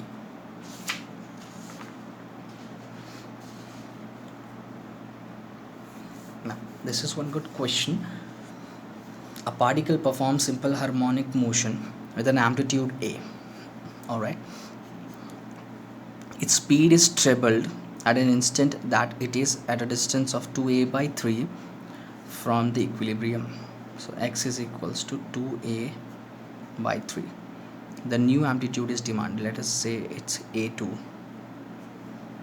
Now we have v is equals to omega under root of a square minus x square. Therefore v is equals to omega under root of a square minus x is 2a by 3, so this becomes 4a square by 9. Therefore v is equals to omega under root of 9a square minus 4a square upon 9, the whole under root. For va is equals to omega under root of 9 minus 4, 5, a square by 9. A square by 9 can come out of the root, therefore this becomes omega root 5 into a upon 3. Now this velocity is said to get trebled. Now, to know what is treble means thrice, 3v1. So this becomes v1, for v2 is equals to 3 into v1, that is equals to 3 into omega root 5a by 3. So we cancel 3 here, so this becomes omega root 5a, which is your v2. Now the formula for v2 can be written as omega under root of a2 square minus x square. Now we want x to be 2a by 3 as usual. So omega is a2 square minus 4a square by 9 into v2, which is v2 is omega root 5 into a. And we can square both the sides. We'll get omega square 5a is equals to omega square a2 square minus 4a square by 9. So omega square will get cancelled. We'll get 5a square over here. So 5a square plus 4a square by 9 is equals to a2 square. So therefore this becomes 9 5s are 45 plus 4 49a square by 9. So 49a square by 9 is a2 square. So therefore a2 is equals to root of this, which is 7a upon 3, which is option C.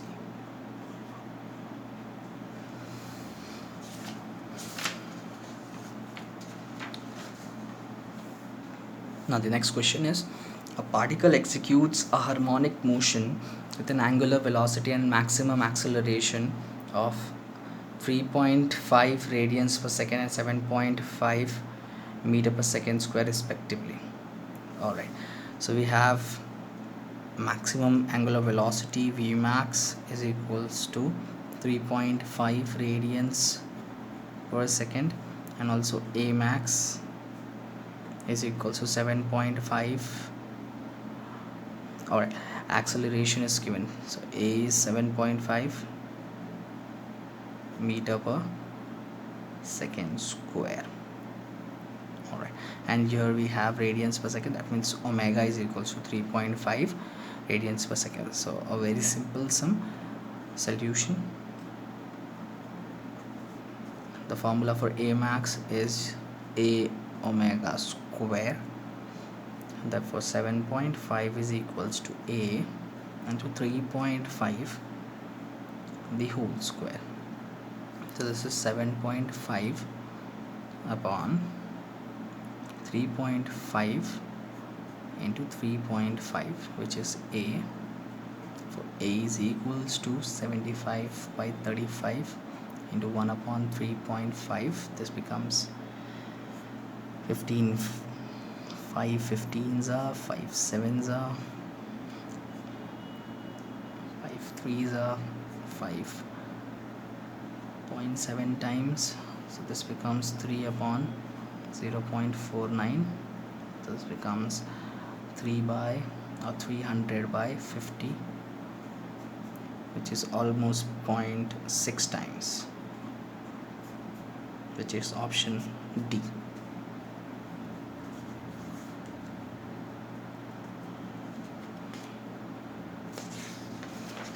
Okay, so the next question is, a particle is executing simple harmonic motion with an amplitude of 0.02 meters. So the amplitude is 0.02 meters. Frequency is 50 hertz. The maximum acceleration is demanded. Solution.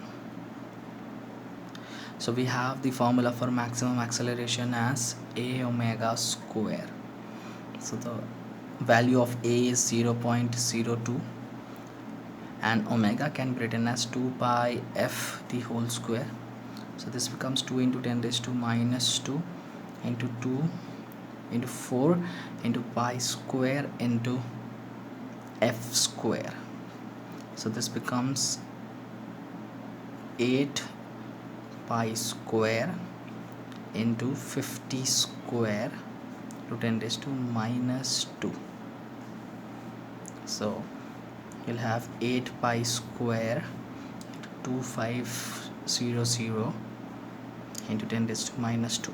Now this is 10 raised to 2 and this is 10 raised to minus 2. The both will get cancelled. 8 into 25 is 200, becomes 200 pi square meter per second square. Option D.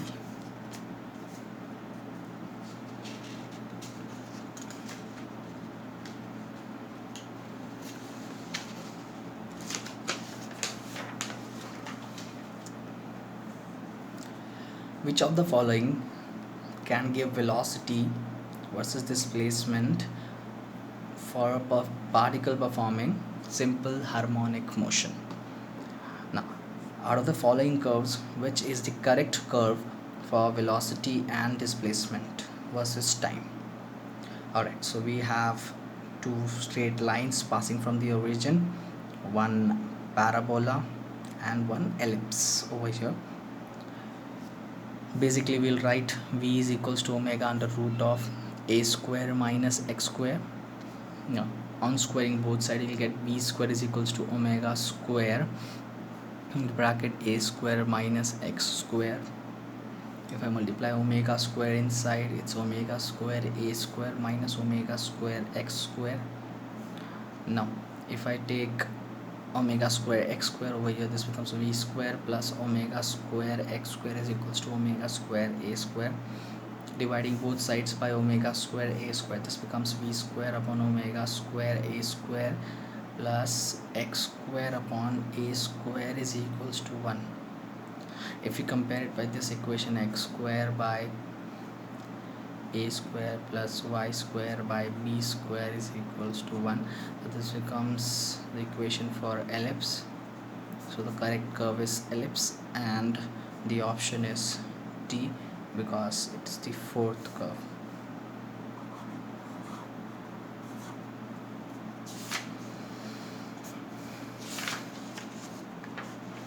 So that's all with oscillation. Now the next chapter, which is very important in terms of CET, which is wave mechanics, the combination of stationary and your wave motion. So with the first question comes up like two waves are represented by y is equals to a sine omega t plus pi by 6, and the next equation is y2 is equals to a cos omega t. That's it. So what will be the resultant amplitude? Resultant amplitude has been demanded. We have the formula a is equals to under root of a1 square plus a2 square plus 2a1 a2 cos alpha 1 minus alpha 2. This comes from the chapter oscillation, that is composition of two simple harmonic motion. Since this is their equations for simple harmonic motion, we can use the formula for the resultant amplitude. Now we can see from both the equations, a1 is a, a2 is a. So this becomes a square plus a square plus 2a square. Now it's alpha 1 minus alpha 2. We can see pi by 6 and we can convert this as a sine omega t plus pi by 2, isn't it? So omega t plus pi by 2. So now we have pi by 2 minus pi by 6, that is 90 minus 30, which is 60. So cos pi by 3. So this will become 2a square plus 2a square into cos 60 is half. Half and half gets cancelled. So 2a square plus a square is root of 3a square, which is root 3a. Option C. Next question.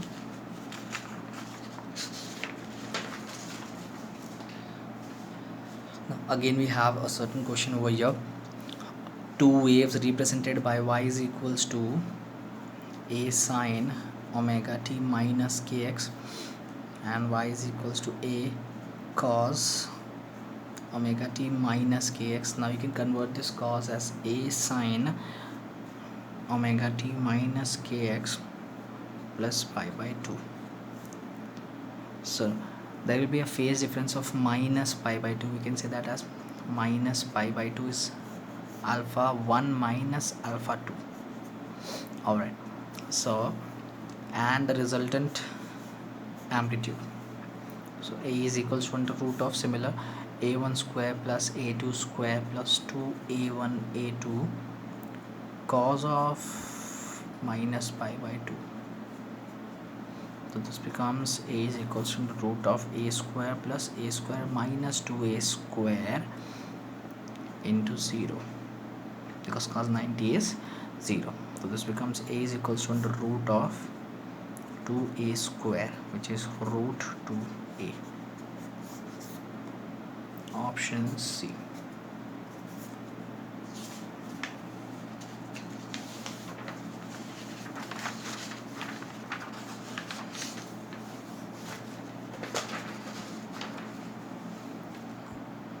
The next question. When the observer moves towards a stationary source. Now we have a question over here stating a stationary source. That means this question relates with your Doppler effect. Alright. Now you can say that the basic formula for Doppler effect is Na is equals to, that is the apparent frequency, V plus or minus VO, velocity of observer, V minus plus Vs into N. Now I'll relate my apparent frequency as F dash is equals to V plus or minus VO upon V minus plus Vs into F. Now using condition 1, stationary source, that means velocity of source is 0, the apparent frequency is F1, so we can say F1 is equals to V plus V1, because you can say the velocity of observer is V1 and it is moving towards the source. That means V1 plus V plus V1 upon V into F. This is my equation number 1. And when the observer moves away from the source, the velocity with velocity V1, the apparent frequency is F2. So now we can say F2 is equals to V minus V1 upon V into F. This is equation number 2.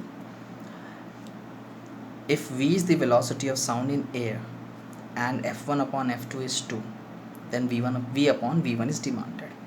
Alright, therefore F1 upon F2, that means dividing equation 1 and 2, we get V and V will get cancelled, V plus V1 upon V minus V1. Now this is 2, so therefore 2 is equals to V plus V1 upon V minus V1. It will become 2V minus 2V1 is equals to V plus V1. 2V, and this V will come over here, so this will go only V, and that will go over there to minus 2 and it will become plus 2 plus V. This becomes V1.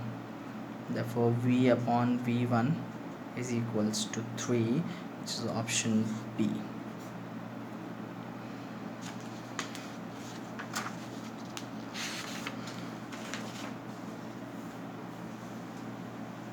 Now next question is, pitch of the whistle of an engine appears to be 5/6 of original value. 5/6 of original value, again this relates to apparent frequency is 5/6 of the actual one.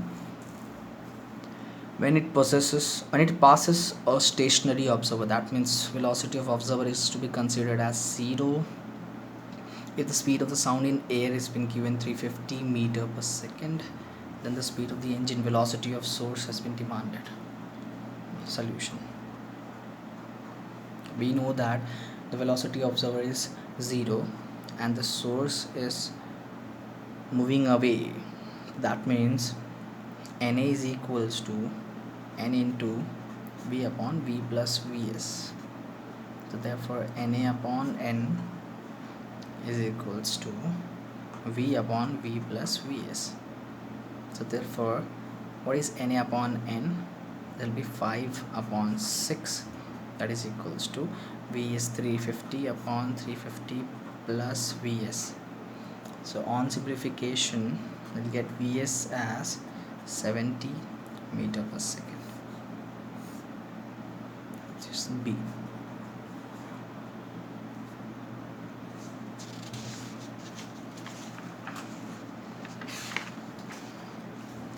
The next question now.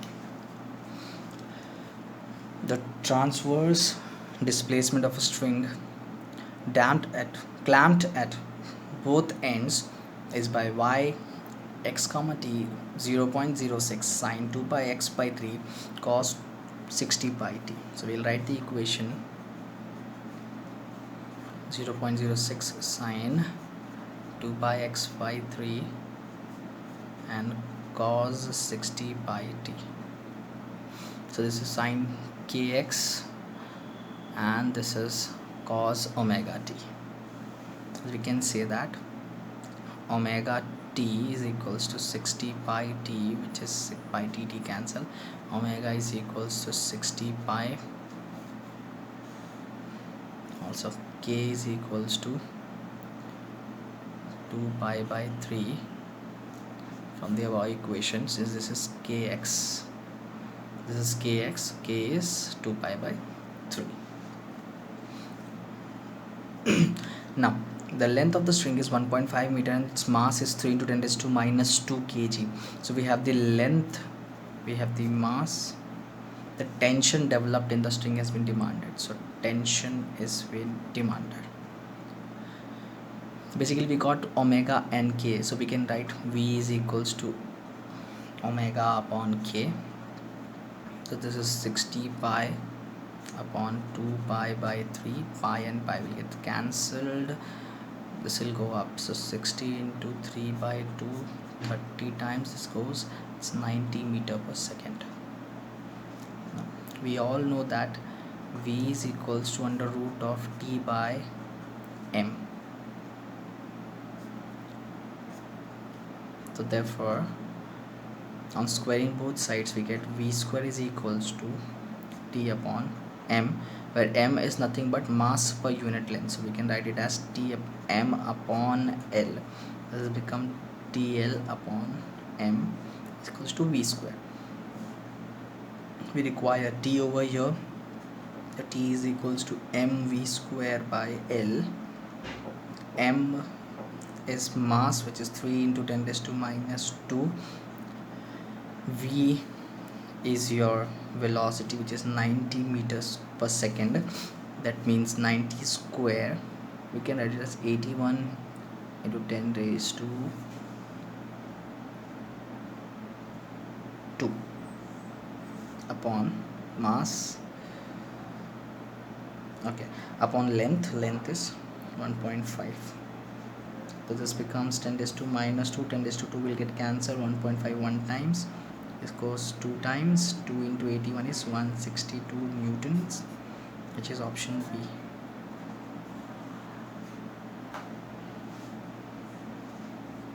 Now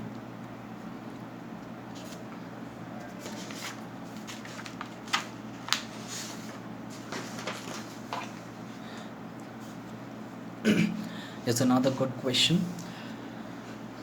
A standing wave having 3 nodes and 2 antinodes is formed between 2 atoms.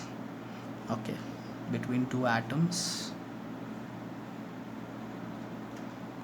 3 nodes and 2 antinodes, that means 2 loops have been formed.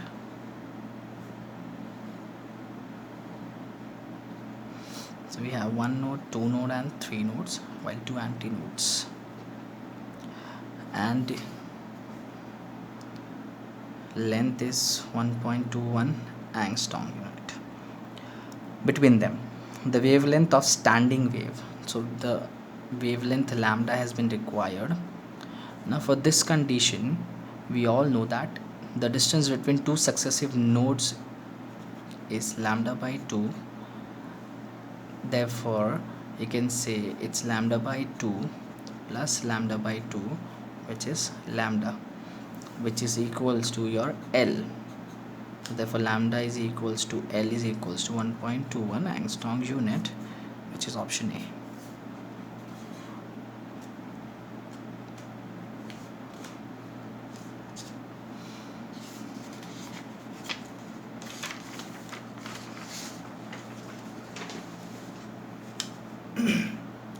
So the next question is, in a sonometer wire or in sonometer experiment, the bridges are separated by a fixed distance.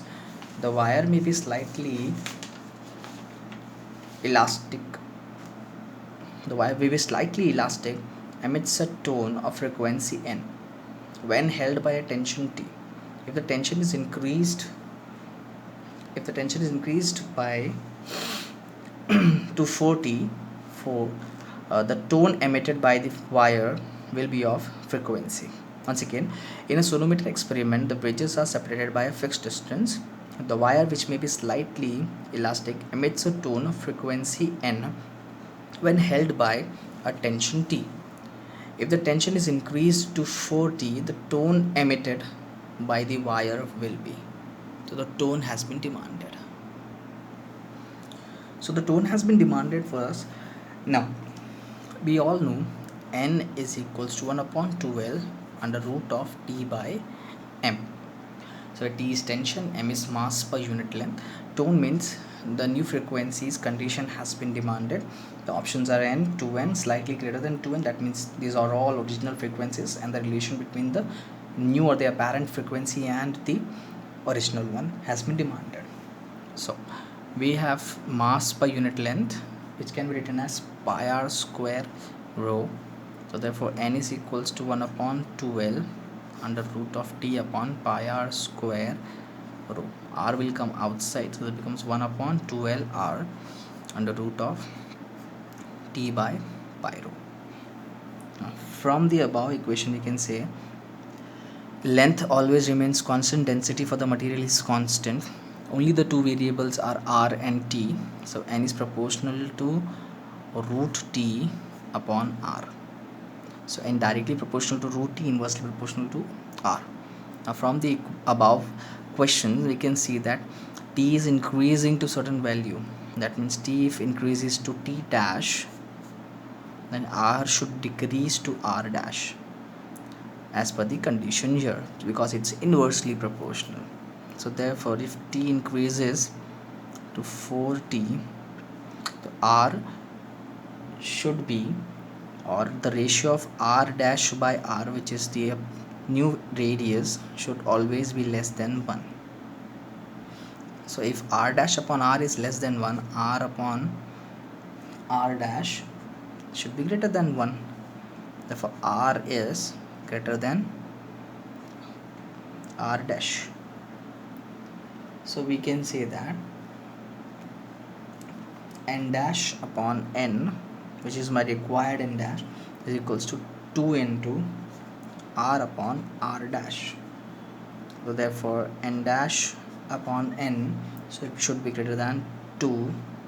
Therefore n dash should be greater than 2n, which is option C.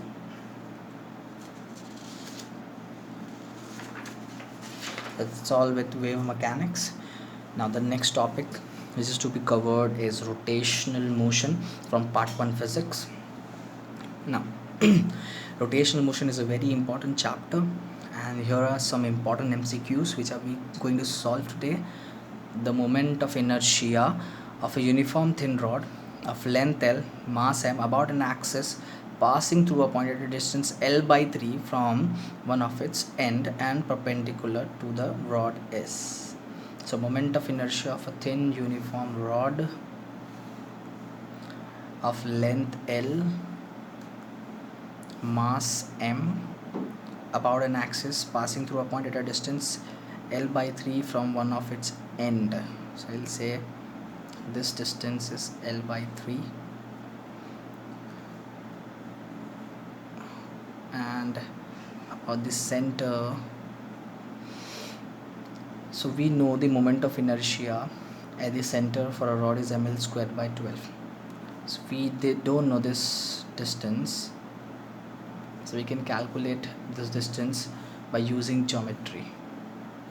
You know the entire length is L, so from here till the end it's L by 2, and we know that this distance is L by 3. So x can be written as L by 2 minus L by 3. This is 3L minus 2L by 6. This becomes L by 6. So x is L by 6. Now we can apply parallel axis theorem between these two axes. Therefore I naught is equals to IC plus MH square. So therefore I naught has to be calculated. IC is ml square by 12. It's a standard value. MH square, well, h is equals to x, so we can say m into L by 6, the whole square becomes L square by 36. So this is ml square by 12. We can say 12 into 3, so here 3, this becomes ml square by 36. So this becomes 4 ml square by 36. 1 times 9 times we get ml square by 9. Option C. Third question. So next question. A body having moment of inertia about its axis of rotation equal to 3 kg meter square is rotating with angular velocity of 3 radians per second. Kinetic energy of this rotating body is same as that of mass 27 kg moving with a velocity v. The value of v is, now a body having moment of inertia about its axis of rotation equals to 3 kg meter square. So 3 kg meter square with an angular velocity omega is 3 radians per second. Now its kinetic energy is equal to kinetic energy of a rotating body of same mass. That means mass of certain body is given 27 kg with a velocity v. Now this body is moving with a velocity v, so we need to calculate v. So kinetic energy of rotating body is equals to kinetic energy of moving body. Kinetic energy for a rotating body is half I omega square. This becomes half mv square. Half will get cancelled. We have v square is equals to I omega square upon m. I is given as 3, omega is 3, so this becomes 9, and mass is 27. So this becomes 9 ones are thrice. This will get cancelled. So this is root of 1, which is 1 meter per second. Option A.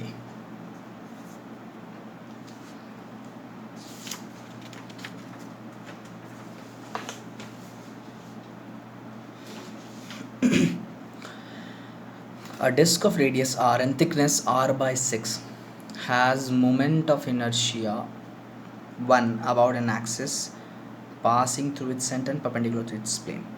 The disk is melted and recasted into a solid sphere. So initially we had a disk whose radius was r and whose thickness is r by 6. Alright, and it has been melted into a sphere, and the moment of inertia of sphere has been demanded. Okay, now solution.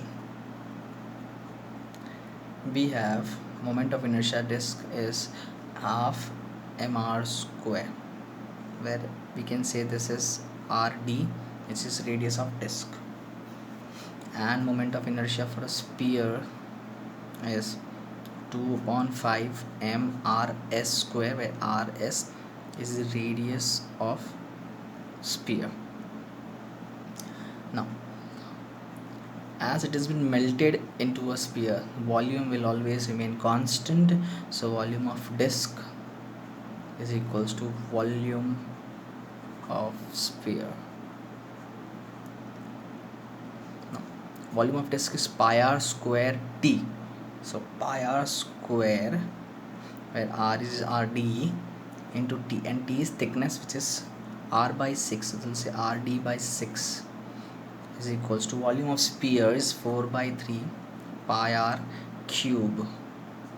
Pi and pi will get cancelled. This becomes rd cube by 6 is equals to 4 by 3 r is cube.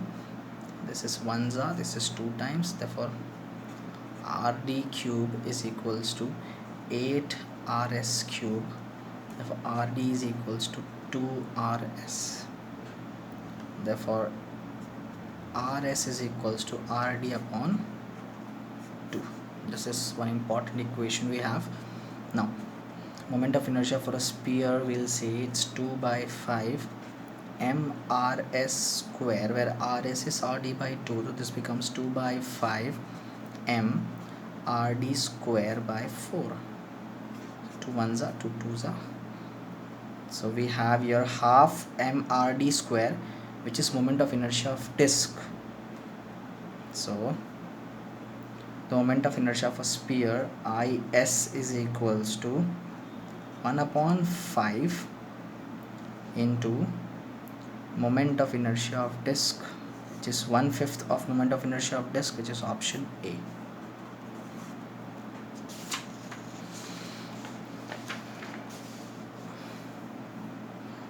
Yeah, the next question, 3 rings each of mass p and radius q. So mass is equals to p, radius is equals to q, are arranged as shown in the figure. The moment of inertia of the arrangement about y dash. So this is the axis on which we need to calculate the moment of inertia. As we see, for these 2 rings it is passing from the tangent, while for this ring it is passing from the diameter. So moment of inertia of a ring about tangent in the plane, it's not perpendicular, it's in the plane, it's 3 by 2 mr square, while mi on the diameter for the ring is half mr square.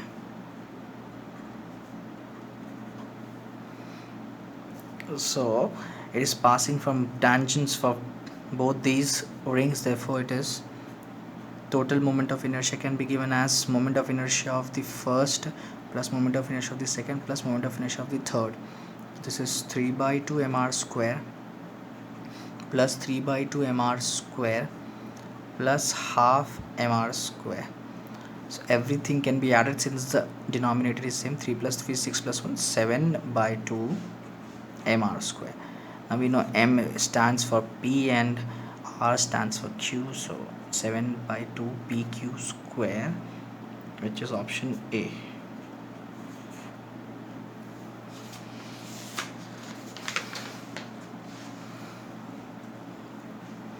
Next question, the moment of inertia of a thin uniform rod rotating about the perpendicular axis passing through one end is I. Thin rod perpendicular to the axis passing through one end, that means ml square by 3. The same rod is bent into a ring and its moment of inertia about the diameter is I1, the ratio of I upon I1. Now, initially it was a rod and then it's bent into a ring. That means the length of the rod is equals to the circumference of the ring. So if we want the radius, it will become L upon 2 pi. Now moment of inertia of a ring about its diameter, I is equals to mr square by 2. So therefore this becomes m into r will go as L upon 2 pi the whole square upon 2. So therefore I is equals to ml square upon 8 pi square. Alright, now we have I1 over here. Now I, that is the moment of inertia for a rod passing from one of its end, is ml square by 3. So it is demanded as I upon I1. This is equation number 2. This is equation number 1. 2 by 1. This becomes ml square by 3 into 8 pi square upon ml square. So ml square will get cancelled. We get 8 pi square by 3 as the answer, which is B.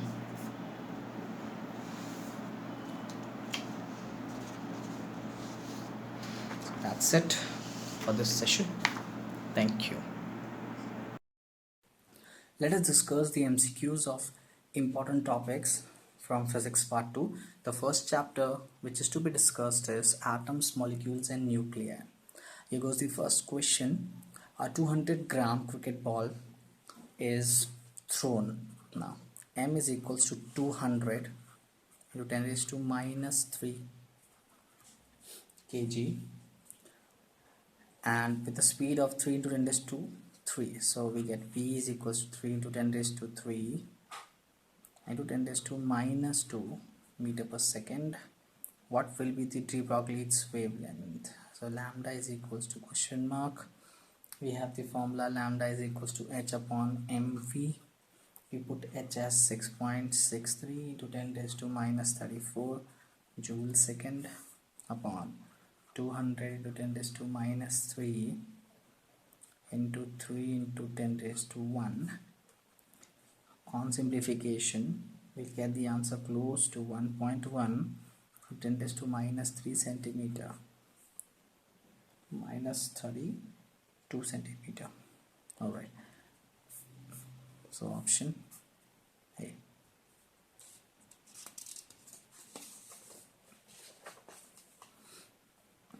The next question is a dust particle of mass 2 milligrams. So we can say 2 into 10 raised to minus 6 kg carried by a wind with a velocity v is 100 into 10 raised to minus 2 meter per second. What is the de Broglie wavelength associated with the dust particle? Again, wavelength has been required, so we can say h is given as 6.63 into 10 raised to minus 34 joule second.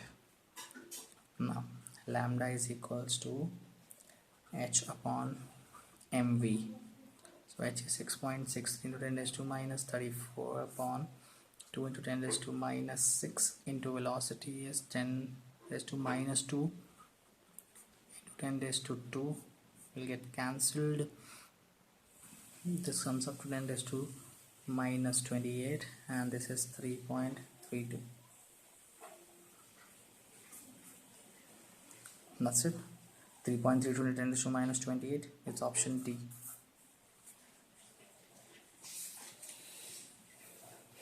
Okay, so the next question now.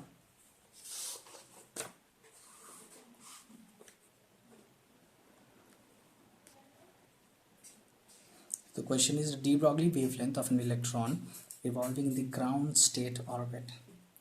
Now when the electron is revolving, I'll say by law of conservation of momentum mvr is equals to h upon 2 pi. This is the formula we have discussed in the synopsis also.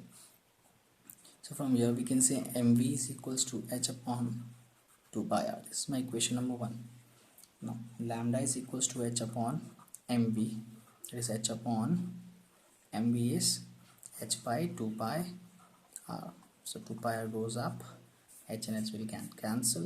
This is option C. Alright, we deal with the next question now.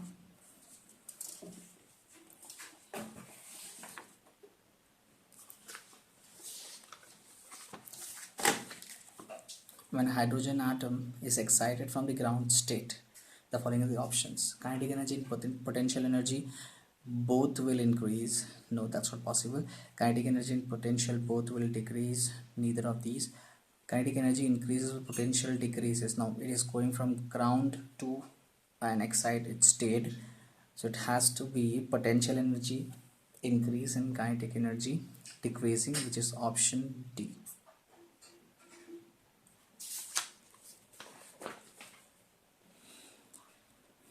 The next question, the ratio of radius of the first orbit to that of the second orbit of the orbital electron is. So we know the formula that r is directly proportional to your n square. So we say r1 upon r2 is equals to n1 by n2 the whole square. So we can say this is half the whole square, which is 1 by 4, that is 1:4, option D. That's all with atoms, molecules in nuclei. The next chapter to be discussed is electrons and photons. The question is, ultraviolet radiation of 9.2 electron volts falls on an aluminium surface of work function 4.2 electron volts. Kinetic energy in joule of the fastest electron emitted is approximately. So kinetic energy has been demanded. The formula for kinetic energy, that is maximum kinetic energy, is equals to h nu minus h nu naught. First h nu is 9.2, while the work function is 4.2, which is 5 electron volts. So this comes to 5 into 1.6, 10 raised to minus 19 joules, which is 8 into 10 raised to minus 19 joule. Option B.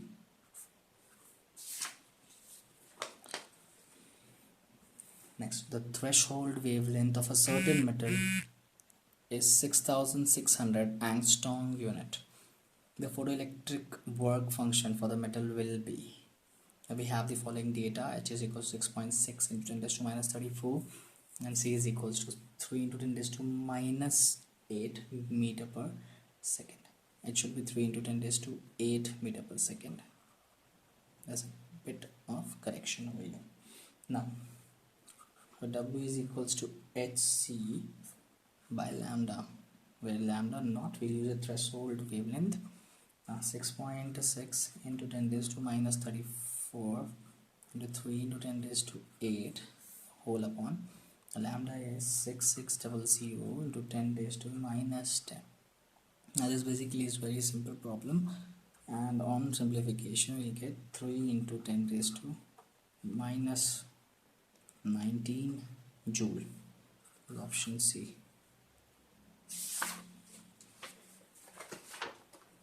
The next question,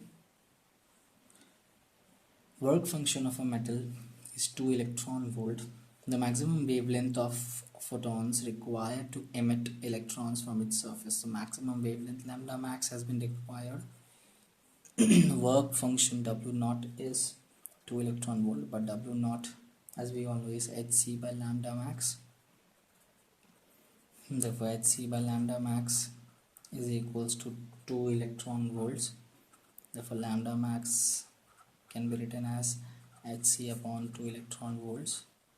This is 6.63 into 10 raised to minus 34 into 3 into 10 raised to 8 upon 2 into 1.6 into 10 raised to minus 19.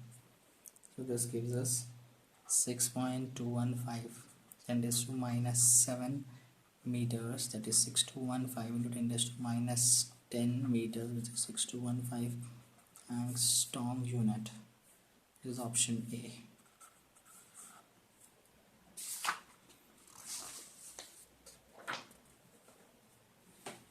The next question is work function for the photoelectric material is 3.3 electron volts. So we can say solution work function, that is 3.3 electron volts.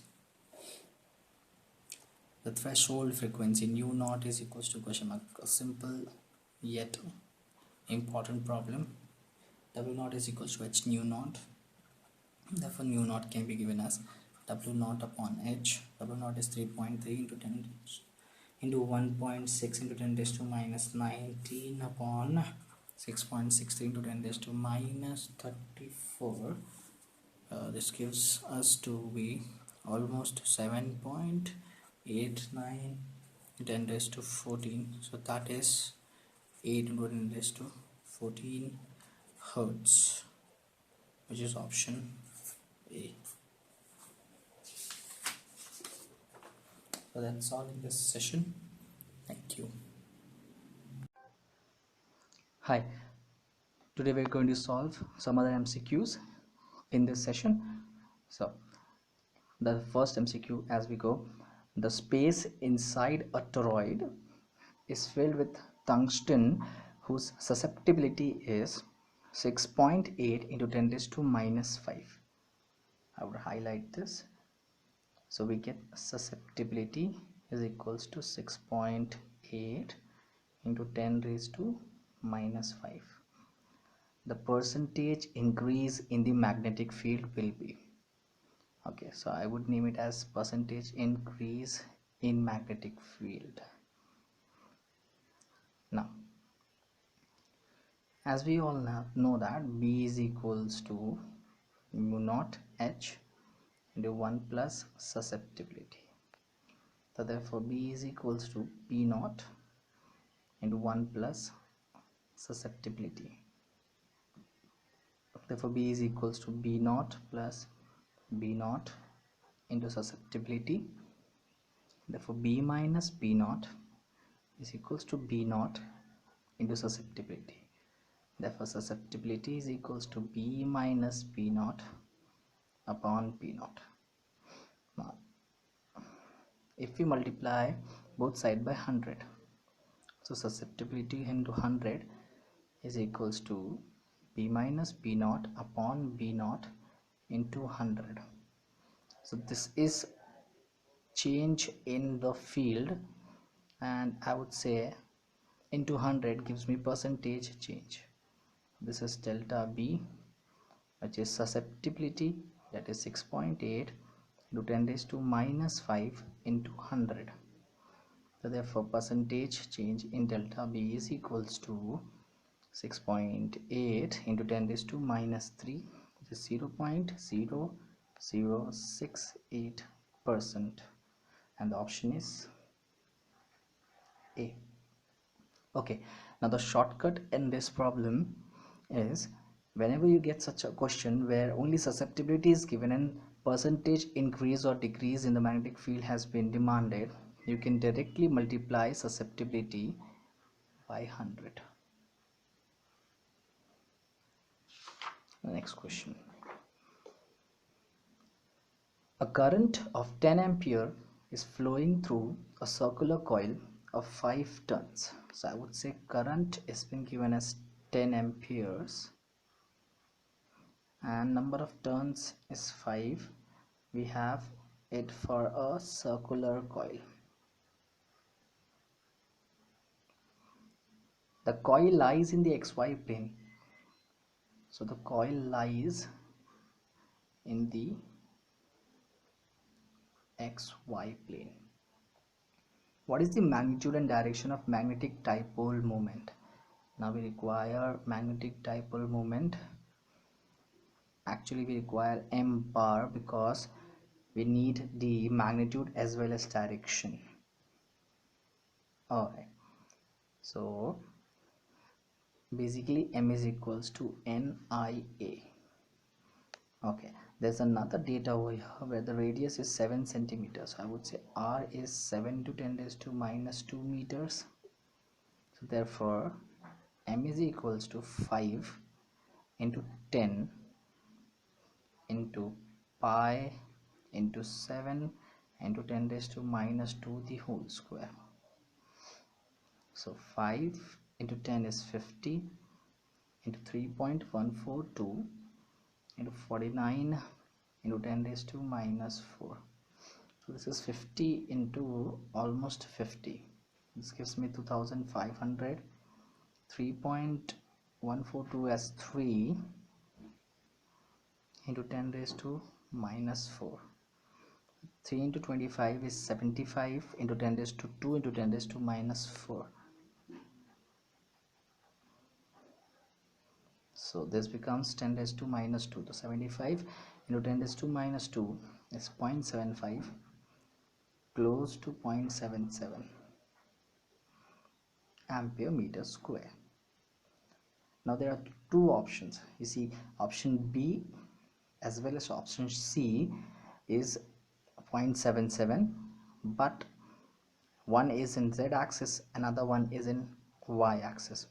Now I would say that my magnetic dipole moment is a vector quantity, and it is the cross product of Ni and A, that is the area vector. So I would say it will be perpendicular to the xy plane, that means on the z axis. Option B.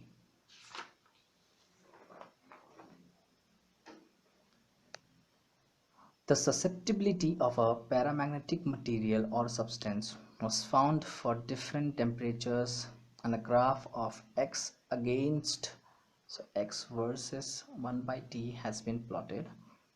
From the graph it was found that when x, or susceptibility, is equals to 0.5, 1 upon T is 5 into 10 raised to minus 3 per Kelvin. What is Curie's constant? Now we all know susceptibility is inversely proportional to temperature. Therefore, susceptibility is equals to C upon T. So we can say C is equals to susceptibility into T. So therefore C is equals to 0.5 into 1 upon 5 into 10 raised to minus 3. So this becomes 5, or 0.5 into 10 raised to 3 upon 5, which is 0.1 into 10 raised to 3, that is 100 Kelvin. C.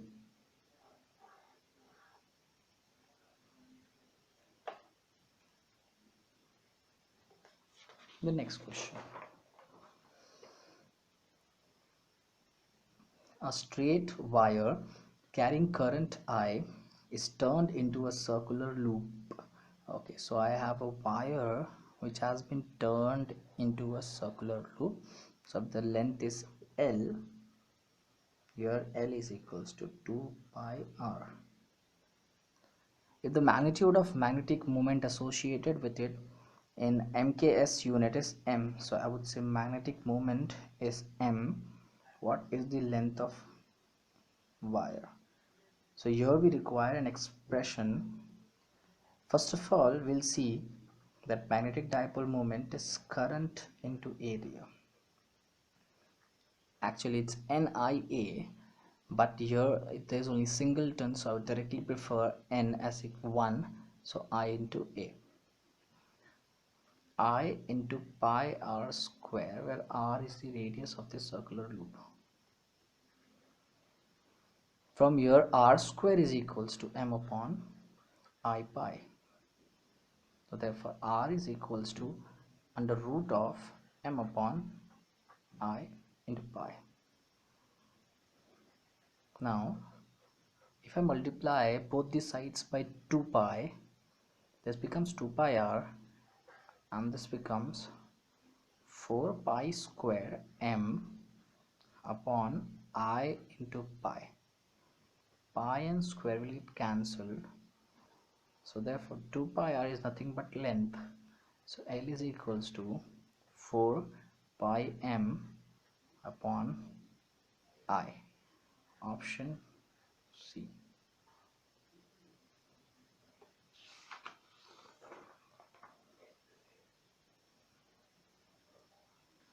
To which logic gate does the truth table given below correspond?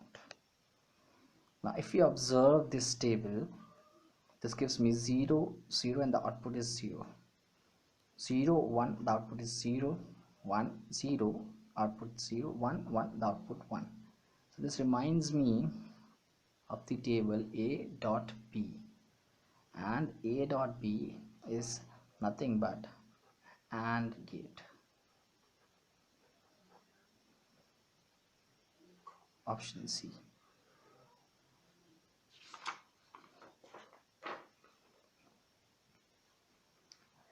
two springs of force constants K and 2K dash are stretched by same force. Alright.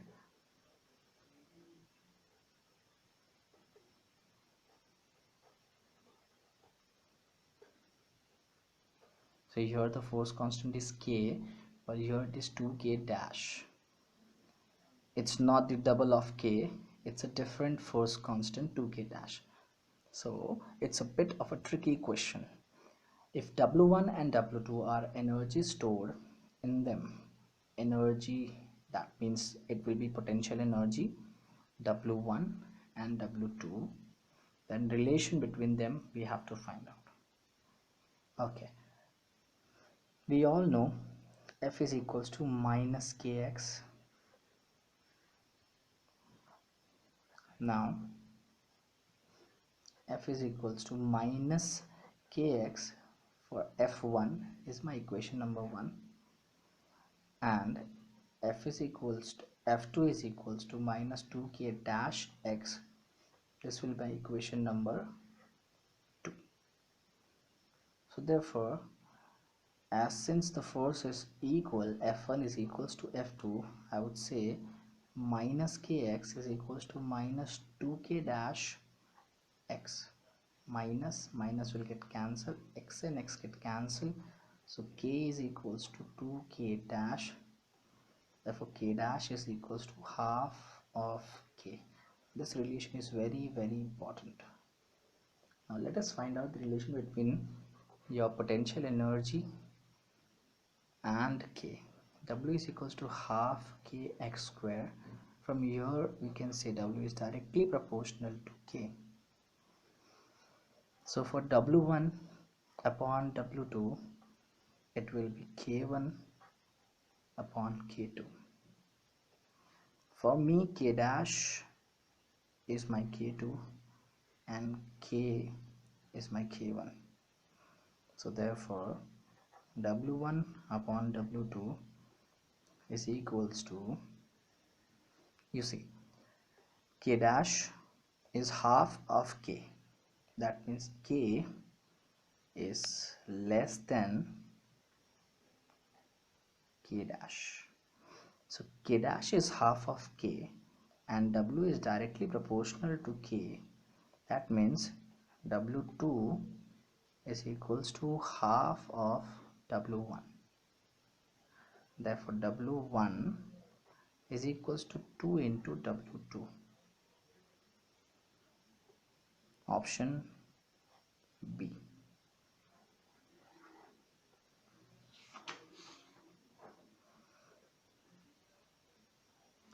Two particles P and Q of equal masses are suspended from two massless springs.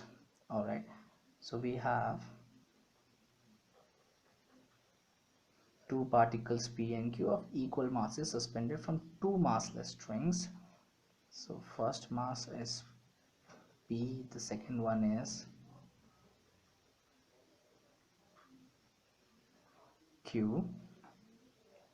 K1 and K2 are their spring constants if their maximum velocity during their oscillations are equal. So V max of first is equals to V max of second. Then the ratio of the amplitudes has been demanded. So A1 upon A2 is equals to question mark. Now when these particles are oscillating, their maximum velocities are found to be equal. First of all, the formula for V max is A omega. Therefore, for Vm1 it is A1 omega 1, and for Vm2 it is A2 omega 2. Equation 1, equation 2. As we observe the options are given in terms of spring constant. So that means we have to put omega as root of k by m. Therefore, A1 root of k1 by m, since the masses are equal, I won't write m1 and m2, is equals to A2 under root of k2 by m. So therefore m and m will get cancelled. A1 upon A2 is equals to under root of K2 upon K1. Option D.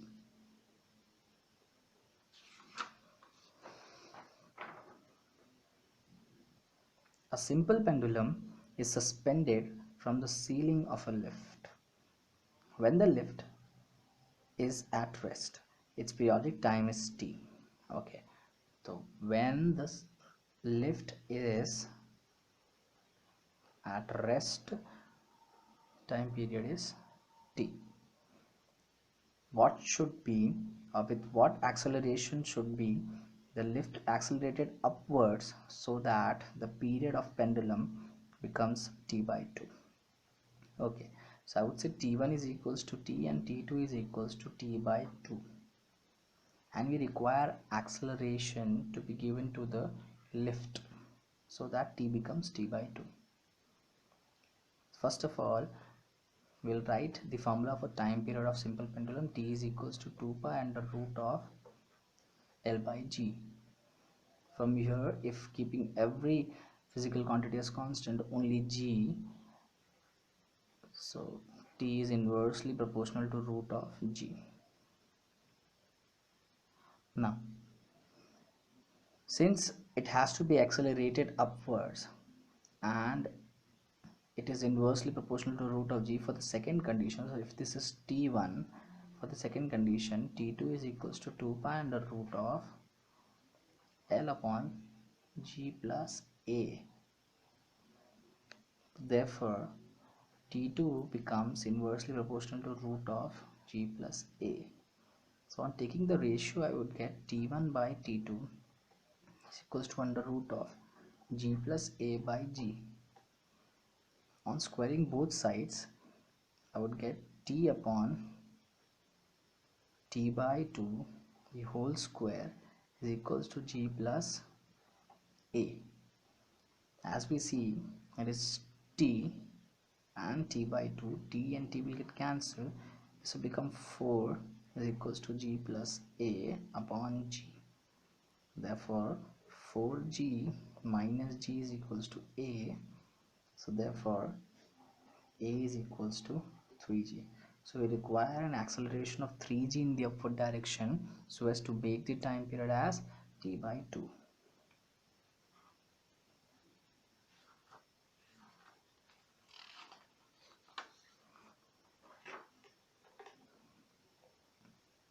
Now the next question is, select the wrong alternative for a particle executing SHM. The kinetic energy is given by. So different equations for kinetic energy has been given and we need to select the wrong option. First of all, we'll write the general formula of kinetic energy. Ek is equals to half K A square minus X square. If I put K as m omega square, this equation becomes like this. Now half m omega square A square minus A square sine square omega t plus alpha. Alright, how did we get this? Now putting x here as A sine omega t plus alpha. Therefore this equation now becomes half m omega square, A square coming as common, 1 minus sine square omega t plus alpha. 1 minus sine square theta is cos square theta. The half m omega square A square cos square omega t plus alpha. So we have this in equation 1. So equation 1 is correct. Also we have equation D as half K A square minus X square. So equation 4th is also correct. Let us solve it further. We have E total into sine square omega t plus alpha. But here if you observe, this is E total half m omega square a square, and it is multiplied by cos square omega t plus alpha. So the option Bombay is straightforward wrong. So I would say option 2 is incorrect. Now the remaining option C will have to be correct, because option B we have already determined as the wrong option, and we need to select the wrong alternative.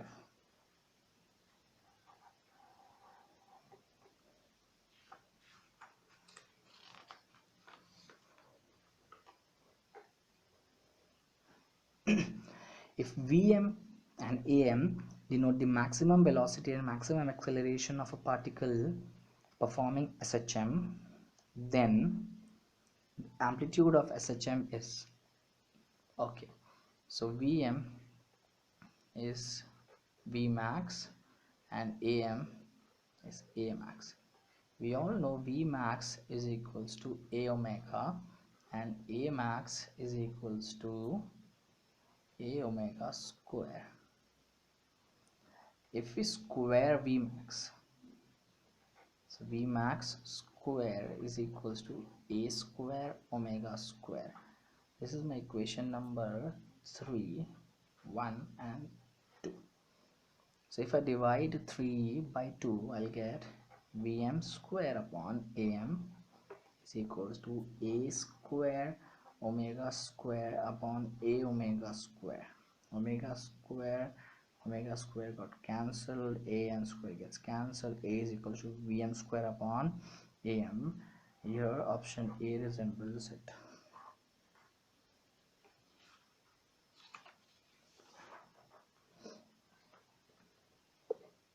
So we have next question. The period T of a simple pendulum is measured for different lengths. Then the graph of log T against log L is. Now this is a typical question and also very important regarding the CET examination. So we'll see. T is equals to 2 pi under root of L by G. So here I get T is equals to 2 pi root of G into root of L. If I focus 2 pi under root of 2 pi upon under root of G itself is a constant, I would replace it by K, and I can write L raised to half in case root of L. Therefore, if I take log now on both these sides, log T is equals to log of K L raised to half. I can say log of A into B is log A plus log B. I would say A and this is B. So I have log of L raised to half plus log of K. Log of A raised to M is M log N log M. A raised to M is M log A. So I would say this is half log L plus log K, and this is log T. Now if I focus on this equation and compare it with the general equation of line, this becomes y m x plus c. Log K itself is a constant, log L becomes my parameter, log T becomes my parameter on y-axis. Therefore m is equals to, that is slope is half.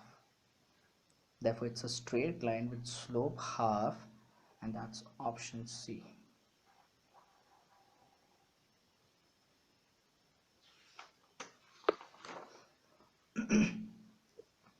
A small steel spear tied at the end of a string is whirled in a horizontal circle with uniform circular velocity omega 1.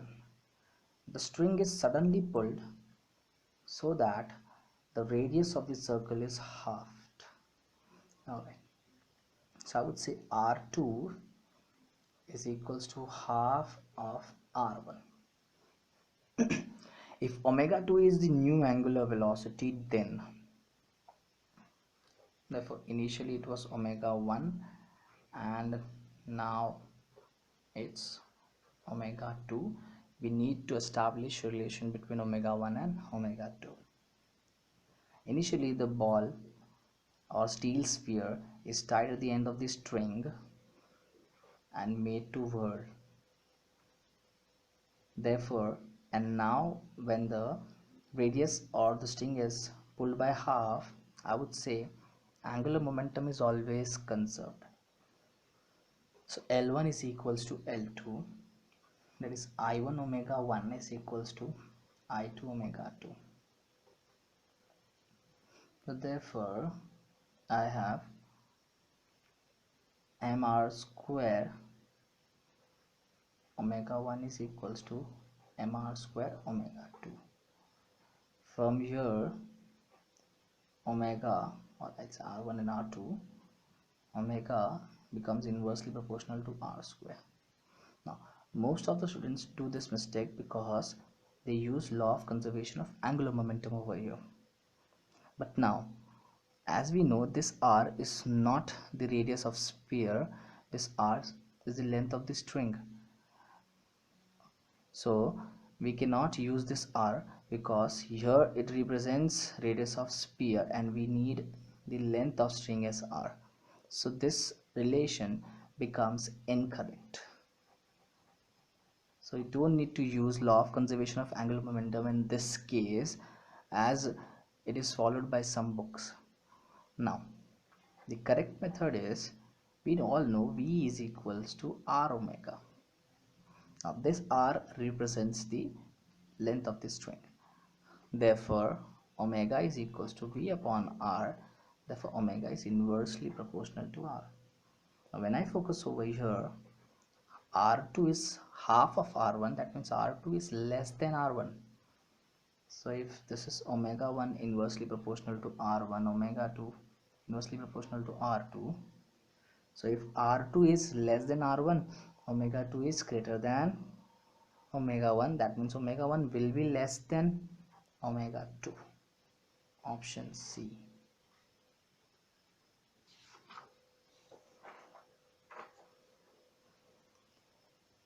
A particle moves along a radius of 10 centimeter. Alright, so we have radius as 10 centimeter.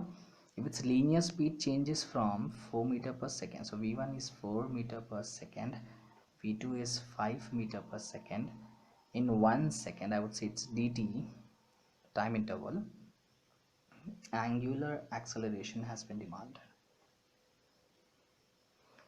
So we need a relation of angular acceleration with linear velocity. We have a formula, a is equals to r alpha. So therefore alpha is equals to a upon r. I would say this is 1 upon r in bracket v2 minus v1 upon dt. Absolutely, because rate of change of linear velocity is called as acceleration. So this becomes 1 upon r, or basically it's 1 by 10 into 10 raised to minus 2. That's in meter. v2 is 5 minus 4 upon 1, so this is 1 entirely. So 10 into 10 raised to minus 1 is 10 raised to minus 2 is 10 raised to minus 1. It goes up, becomes 10 raised to 1, which is 10 radians per second square. Option C.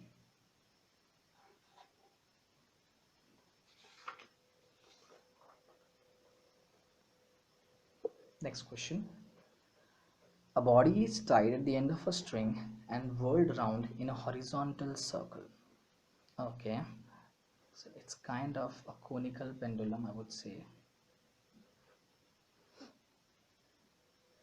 At any instant, its kinetic energy is found to be numerically equal to the centripetal force. So they have given us kinetic energy equal to centripetal force, that the radius has been demanded.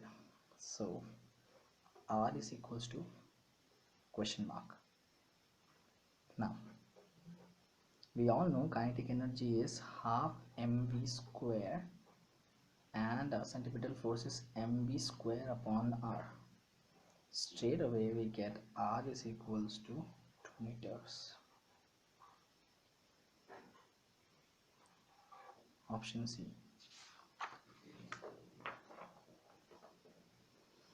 The string of a pendulum of length L is displaced through 90 degree.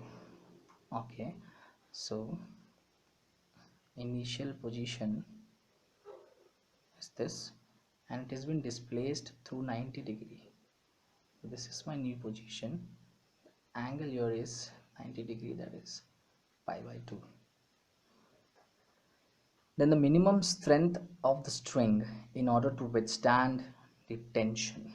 So here we require the tension, right, passes through the mean position. Okay. The minimum strength of the string in order to withstand the tension as the pendulum passes through the mean position. Okay, so the pendulum has been displaced to 90 degree and then it has been released, and when it reaches this point we require tension. We all know this equation, that T2 minus T1 is equals to 6 mg. For our assumption, we assume that T1 has to be 0 because at the highest point there is no slack condition. So if we put T1 as 0 over here, T2 is equals to 6 mg. Option D.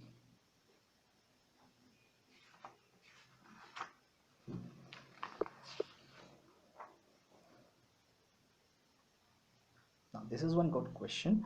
A train has to negotiate a curve of radius 400 meter. So I'll draw a curve of radius 400 meters. Now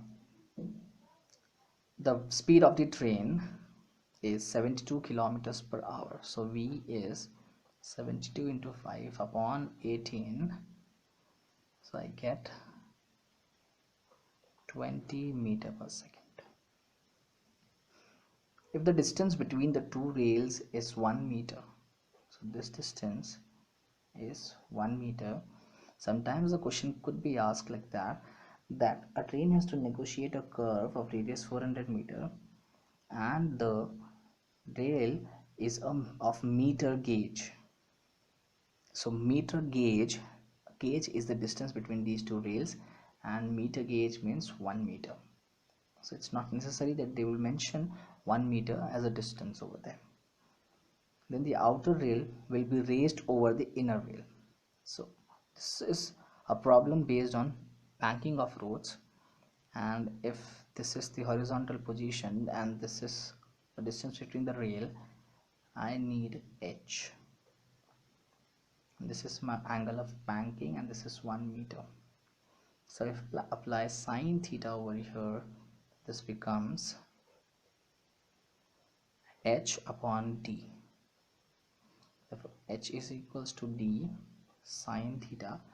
H is equals to sine theta.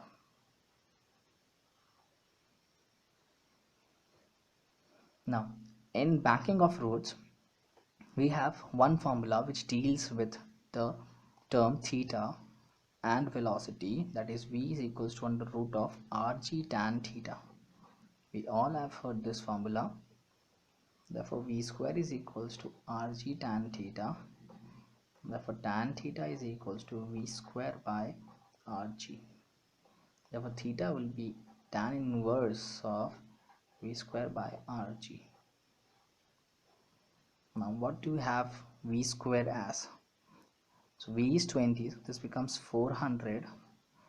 R is already 400 and g is 10. So this becomes tan inverse of 0.1.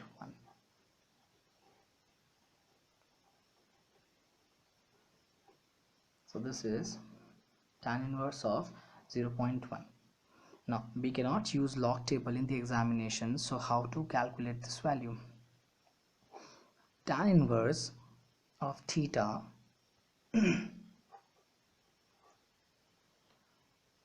is equals to sine theta.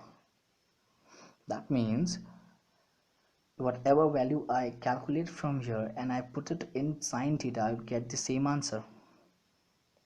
So now I would say sine theta is straight away 0.1 because my tan theta is directly proportional to sine theta. So whatever answer I get in place of 0.1 here in tan inverse, the same theta, if I put it in sine theta, I would get the same answer as 0.1. So therefore h is equals to 0.1, that is h is equals to 10 into 10 raised to minus 2, which is 10 centimeters. Option B.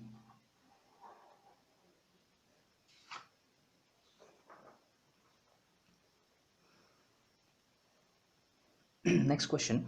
A mass is suspended from a spring of negligible mass. The spring is pulled a little and then released so that the mass executes simple harmonic oscillations with a time period t. If the mass is increased by m, then the time period becomes 5t by 4. The ratio of m by m is. Okay, so I have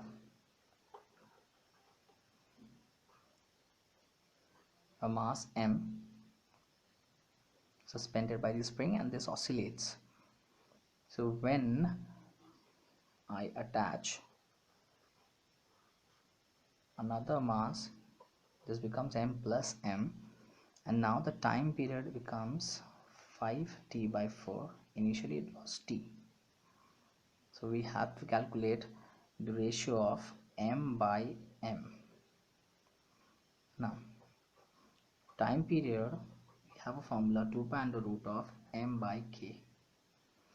Therefore t is equals to 2 pi under root of m by k becomes my equation number 1 and t is equals to 2 pi under root of m plus m by k becomes my equation number 2, where here t1 and t2 are the time periods.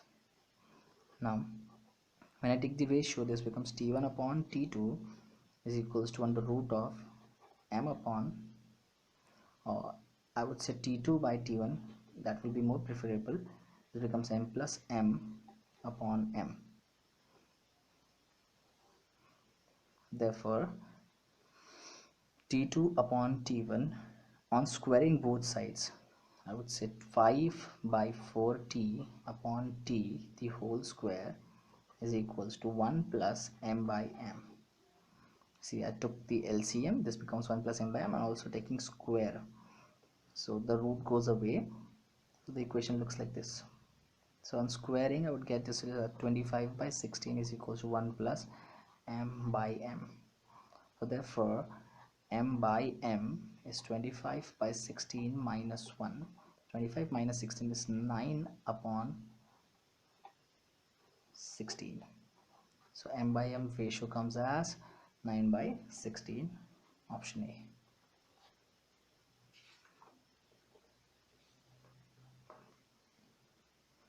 Next question. A particle performs SHM and starts from mean position. The graph of restoring force against time. So we want F versus time. Now we haven't seen such a graph in the chapter oscillation, but we all know that if the particle starts from mean position, x is equals to a sine omega t, and x versus t graph looks like this if we start from mean position, and we all have relation between f and x, that f is directly proportional to negative displacement. That means if my displacement starts from mean to positive extremity, this graph will look like this. But in both the cases it's a sine curve, so I'll straight away write it as C.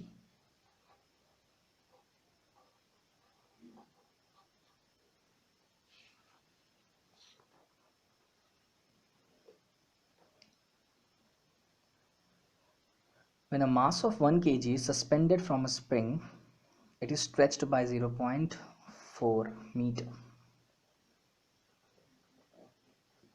M is 1 kg, X is 0.4 meters. A mass of 0.25 kg is suspended from the spring.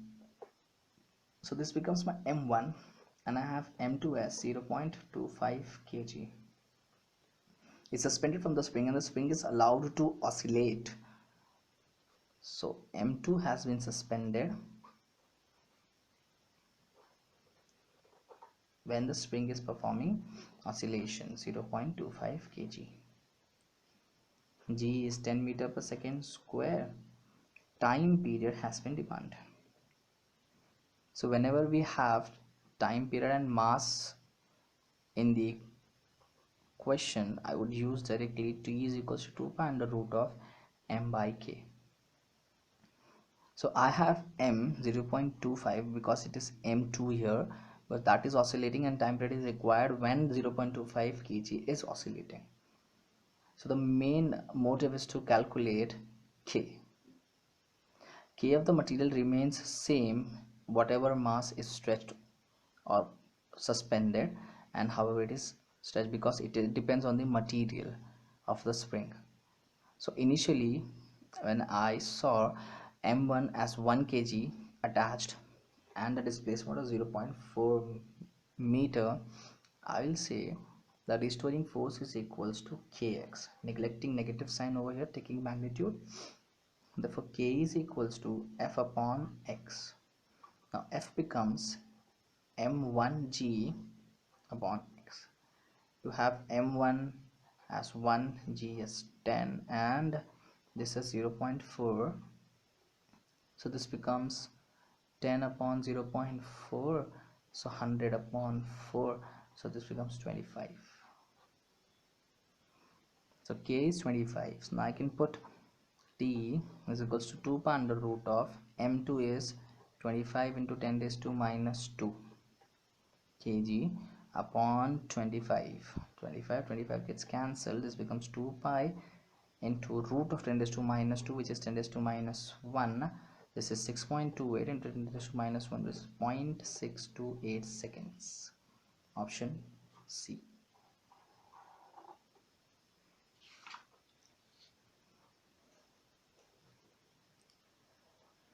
A high jumper can jump 2 meters on earth.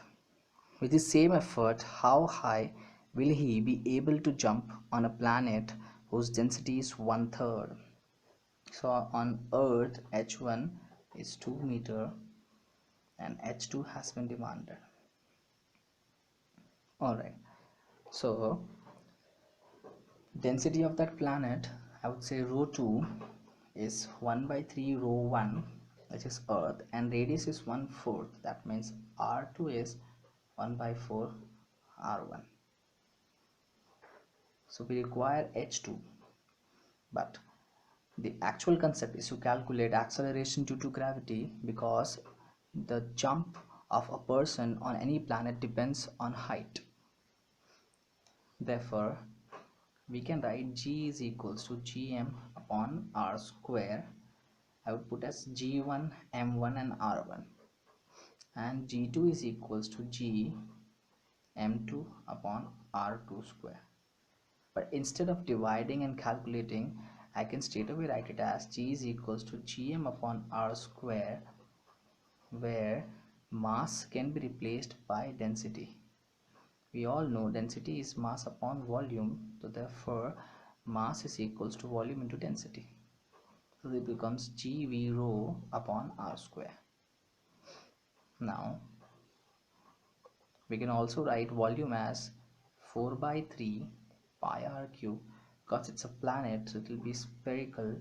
4 by 3 pi r cube rho upon R square. So from here R and R square and cube will get cancelled. I'll get G proportional to R into rho, or rho into R. So now G1 upon G2 is equals to rho 1 R1 upon rho 2 R2. Therefore g1 upon g2 is equals to, no, rho 1 we'll keep it as it is, rho 2 is 1 by 3 rho 1, and r2 upon r2 is 1 by 4 r1. So this will get cancelled. I'll get 12 as the answer. Now we all know that G is inversely proportional to H. So therefore G1 upon G2 is equals to H1 upon H2. So therefore H2 is equals to, or H2 upon H1. So therefore H2 is equals to 12 into H1. So 12 into 2, which is 24 meters. So again I repeat, rho 2 is 1 by 3 rho 1, r2 is 1 by 4 r1. I say G is gm upon r square, so gv rho upon r square. V is 4 by 3 pi r cube, rho into r upon r square and cube will get cancelled. So I get G proportional to r rho. So G1 upon G2, rho 1 upon rho 1 r1 upon rho 2 r2. I substitute the values of rho 2 and r2. I get G1 by G2 as 12. Now G is inversely proportional to H. So G1 by G2 is H2 by H1. So H2 is H1 into G1 by G2, which is 12. So H1 is 2. So 12 into 2, 24 meters. T.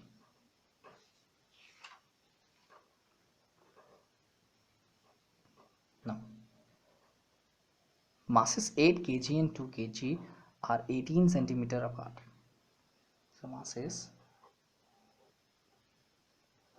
8 kg and 2 kg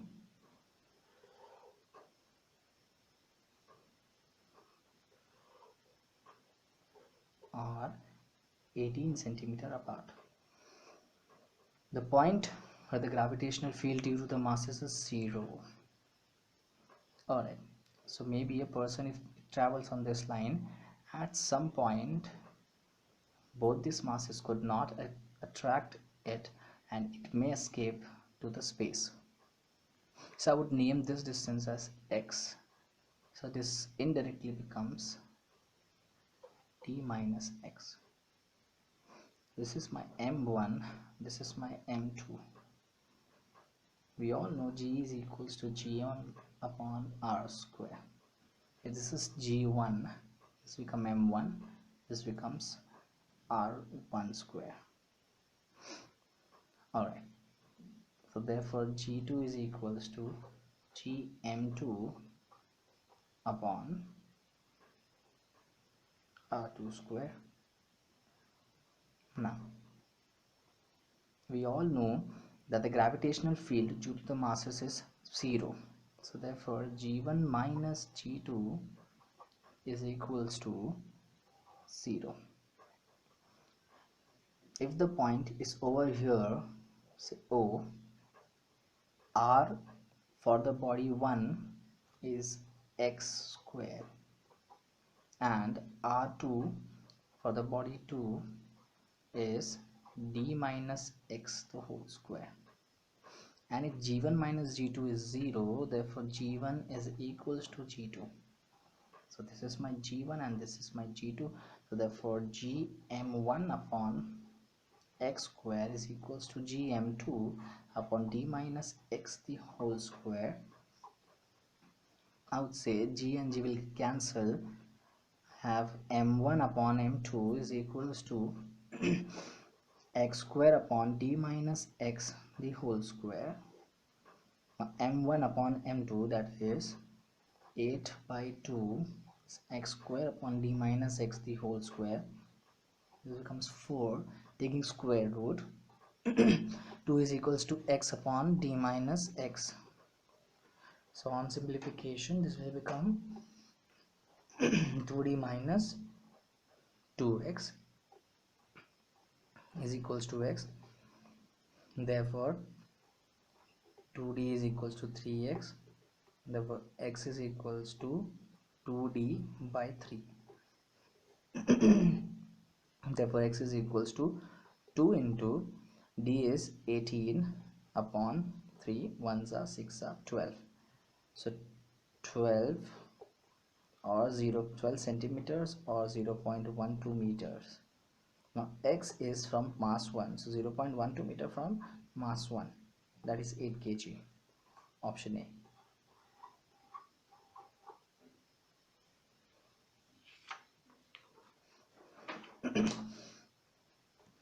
An artificial satellite with kinetic energy EK is revolving around the Earth in a circular orbit. How much more kinetic energy should be given to it so that it may just escape into the outer space? Now, initially the kinetic energy is EK, with which the satellite is revolving in a circular orbit. So we all know that this is Vc, which is my critical velocity, under root of gm upon r. Now I have my escape velocity as under root of 2gm upon r. So if I put Vc as in kinetic energy, I'll get half mvc square. So this is my initial kinetic energy, which is actually provided to the satellite. This becomes half g m m upon r. And if I want my satellite to escape straight away, I'll get half mve square, and this will become half into 2 gmm upon r. 2 and 2 will get cancelled, this becomes gmm upon r. So this is the escape velocity which I require so that it would escape. Now actually it's rotating with or revolving with certain energy, that is ek, which is this is half gm upon r. So actually it requires the energy gmm upon r minus half gmm upon r, hence gmm upon r, which is actually ek. So if I provide amount of energy called as ek to it, now it will escape. Option C.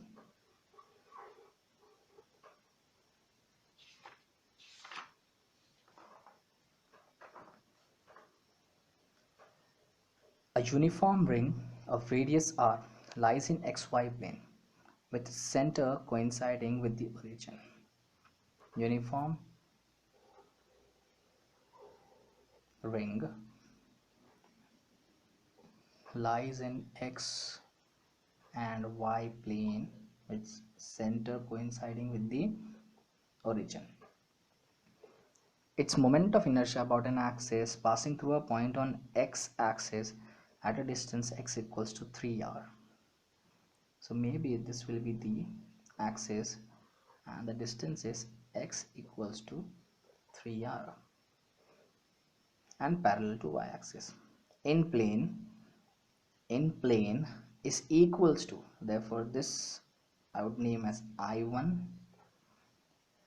is equals to moment of inertia about an axis passing through a point y on y-axis at a distance y equals to d. So we don't know where d exactly is. I would name this as d and perpendicular to the xy plane. So my axis is actually going like this straight away. So I would prefer this as z axis. This is my I2. Therefore my I1 is equals to I2 is the question. Therefore D is equals to question mark. Now initially if I want I1, I would say it is parallel axis theorem.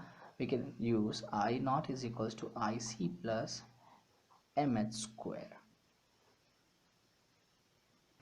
So therefore in case of I1, I'll say this is MR square and I want this axis passing from the center, so this is actually passing through the diameter of the ring, so this becomes mr square by 2 plus mh. Now h is nothing but x, which is 3r square, which is 9r square.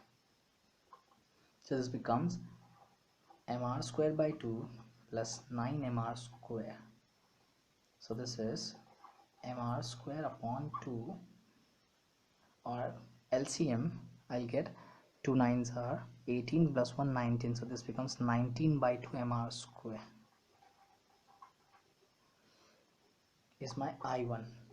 Now similarly for I2 it will be IC plus mh square. IC here is axis passing perpendicular to the plane, that is mr square, and here the axis is like this. In 2D it is shown on the z axis, but it's passing perpendicular at a distance d, so I would say this is m d square. M common, this becomes r square plus d square. This is my I2. Now we have I1 is equals to I2, therefore m into r square plus d square is equals to 19 by 2 mr square. M and m will get cancelled. This becomes d square is equals to 19 by 2 r square minus r square. So this is 17 by 2 r square is equals to d square. Therefore d will be root 17 by 2 into r. Option D.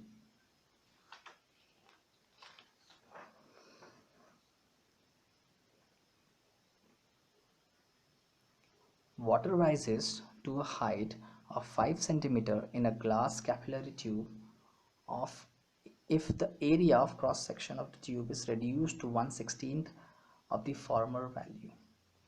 Alright, so I have A1 will be A, so A2 is equals to 1/16 of A1. That means 1/16 of pi r1 square is pi r2 square. Pi and pi will get cancelled. This becomes r2 upon r1 the whole square is equals to 1 by 16. Therefore r2 by r1 is equals to 1 by 4. So the rise has been demanded. Initially the rise was 5 cm. Now h is inversely proportional to r, therefore h1 r1 is equals to h2 r2. Therefore h2 is equals to h1 into r1 upon r2. Now from here I can say r1 upon r2 is equals to 4. Therefore h2 is equals to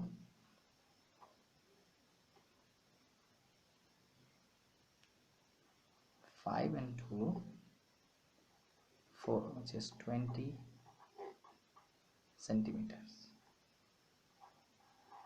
A.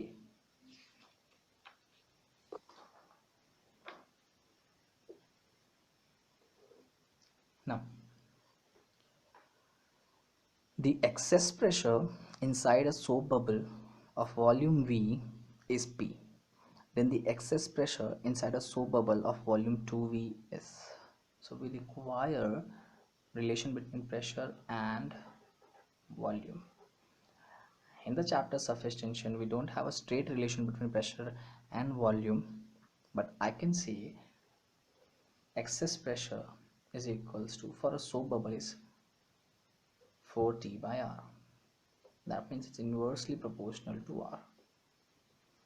Also V is equals to, for a bubble, 4 by 3 pi R cube or small r cube. Therefore V proportional to R cube.